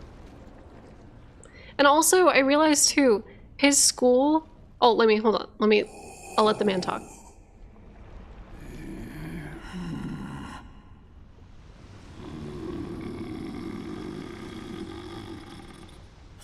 Very well.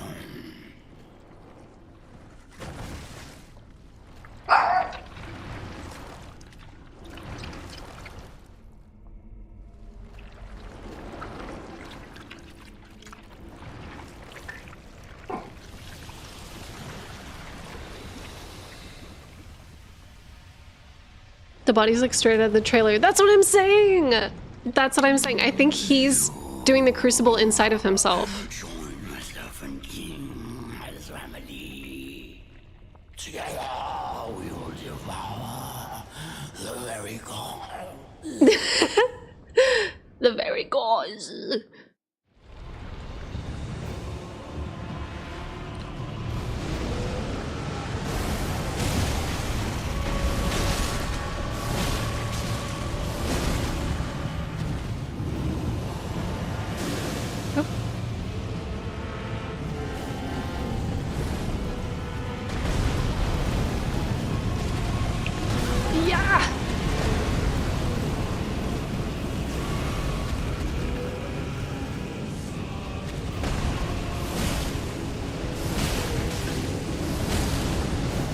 The magma here is so brutal. I think we got this. I just need to be more mindful of my healing items. Shit. I need to be more mindful of my healing items in the first phase. God damn it. I love Rykard. He makes me laugh every time. Same here. This is my second favorite Souls gimmick fight. Yeah, him and Storm King. My favorite. Does he have 6 fingers? I never noticed that before. Oh no, he's like absolutely the most extravagant. He has like a billion different... Okay, hold on. Before we get started again, I'm going to hide my video capture because I think that the boys will be home soon and I don't want the kiddo to be on stream.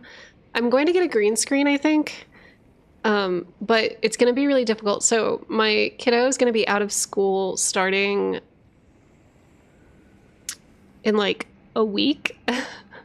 And so he's going to be... Girl, go upgrade that spear. I don't want to. I don't want to waste shit on the spear. Ugh, okay. It may not be a perfect solution, but it'll help. Yeah, I just want to make sure that, like... So he's gonna be home while I stream the DLC. And so I want to make sure that he's not on camera at all. It's, like, super important to me. But yeah. Well, I took you've no man to lay out your own.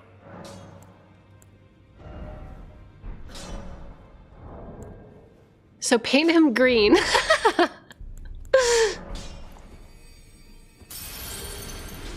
Quaylog the VTuber saga. To be honest, I've thought about it. I've thought about investing in a VTuber, but they're so expensive. They're crazy expensive. If I were to have anybody do it, I would have Amos do it, to be honest. Okay.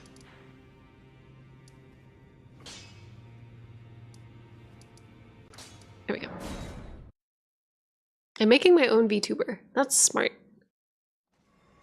I could do a PNG tuber. Make a GoFundMe for a V2 model. Imagine if your step-parent was a VTuber. Listen here.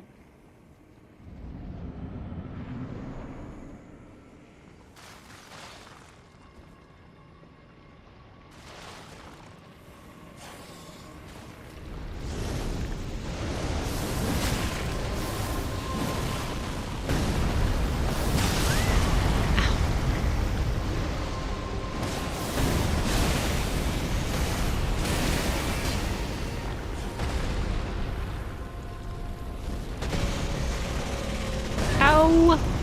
I rolled too soon!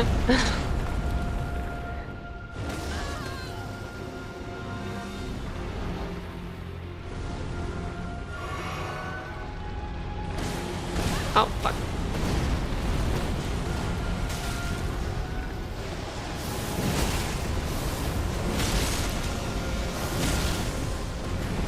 I should just equip the, what am I doing? I just realized I should just, like, pop on the flame talisman.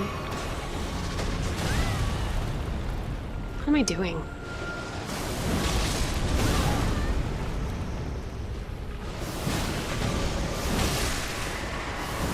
I'm being such a dweeb right now.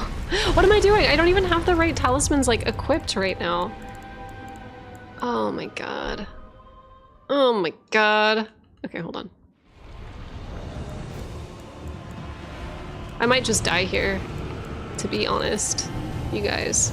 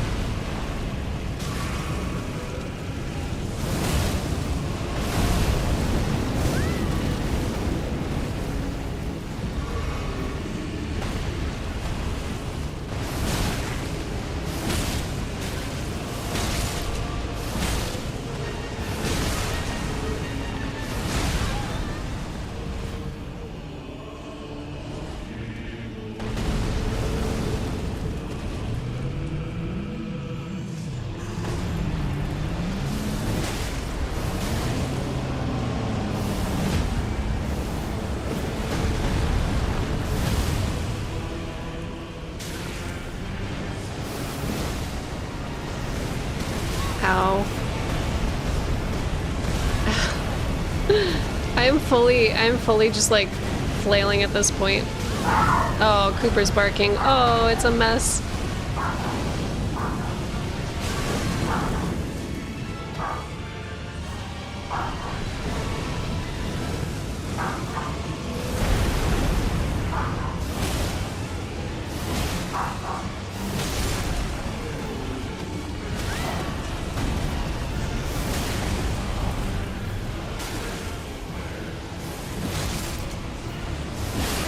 Okay, whatever. That was the sloppiest. This is the sloppiest run of my life. The eye circuit.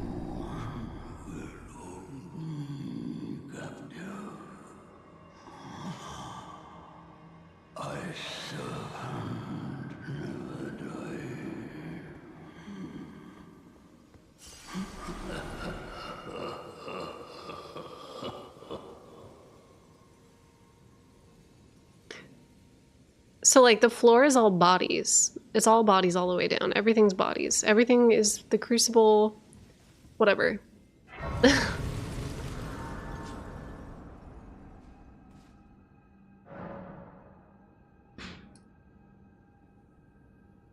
oh, the camera's off. Oh, camera's off? Yeah, so you guys are good. But is the mic off? Do you want me to turn the mic off? No. Doesn't matter. Mic can be on. I don't care if he's chatty. Really not. Yeah, I don't care. I promise. Alright, Rachel's streaming, so I have to be... You can say hi too. Okay.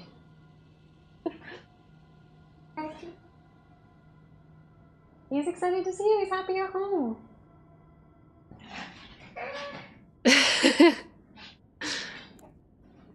Everybody says hi, Lee.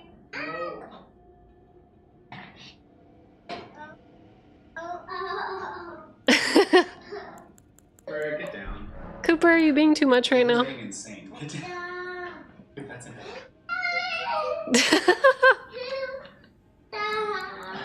Hold on. Let me get Cooper. Hold on.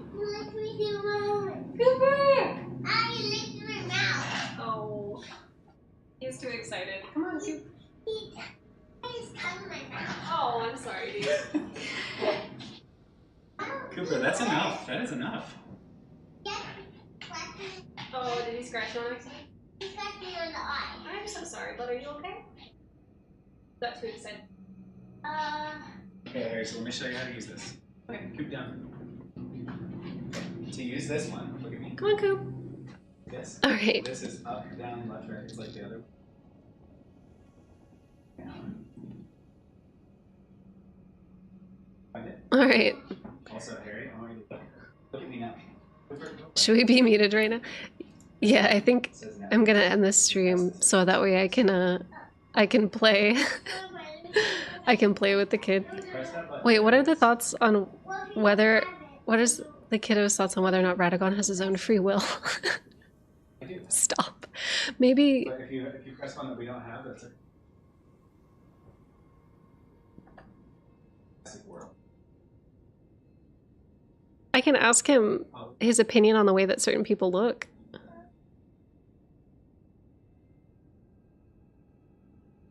Talk to me nicely. Well, Haley, yeah. would you be okay if I showed Harry a picture of some bosses and he can talk about them? Are you gonna scare him? I don't think so. I wouldn't show him like Rykard. Yeah, Harry, do you want to do something real quick? Cooper, come here. Harry, do you want Rachel to ask you some questions and you give some answers? About pictures? He's not listening. That's okay. Alright. If he's over it, he doesn't have to. What? Harry, do you want to come look at some art with me really quick? Okay, that's okay. Oh. I like the one. Oh, okay. He actually doesn't want to talk to you guys right now, and he wants to watch Garfield. So. Like the bathtub one. Yeah.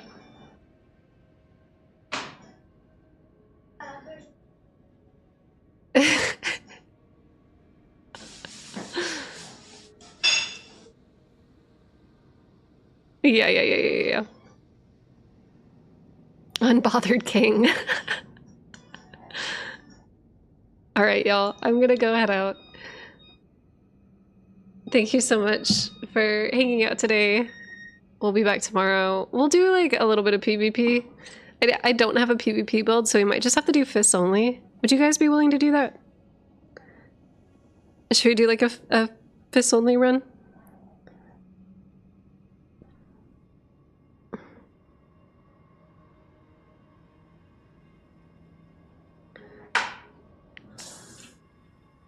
Alright, have a good night. Fists only tomorrow. Slappers only in the temple. I'll see you guys. Bad builds only. How about baby build? Oh my god, you know like in Pokemon Coliseum there was the petite cup where like you could only fight with like the baby Pokemon? We should do like starting the little cup. We should do the starter classes PU LOL. Yeah. Starter classes only.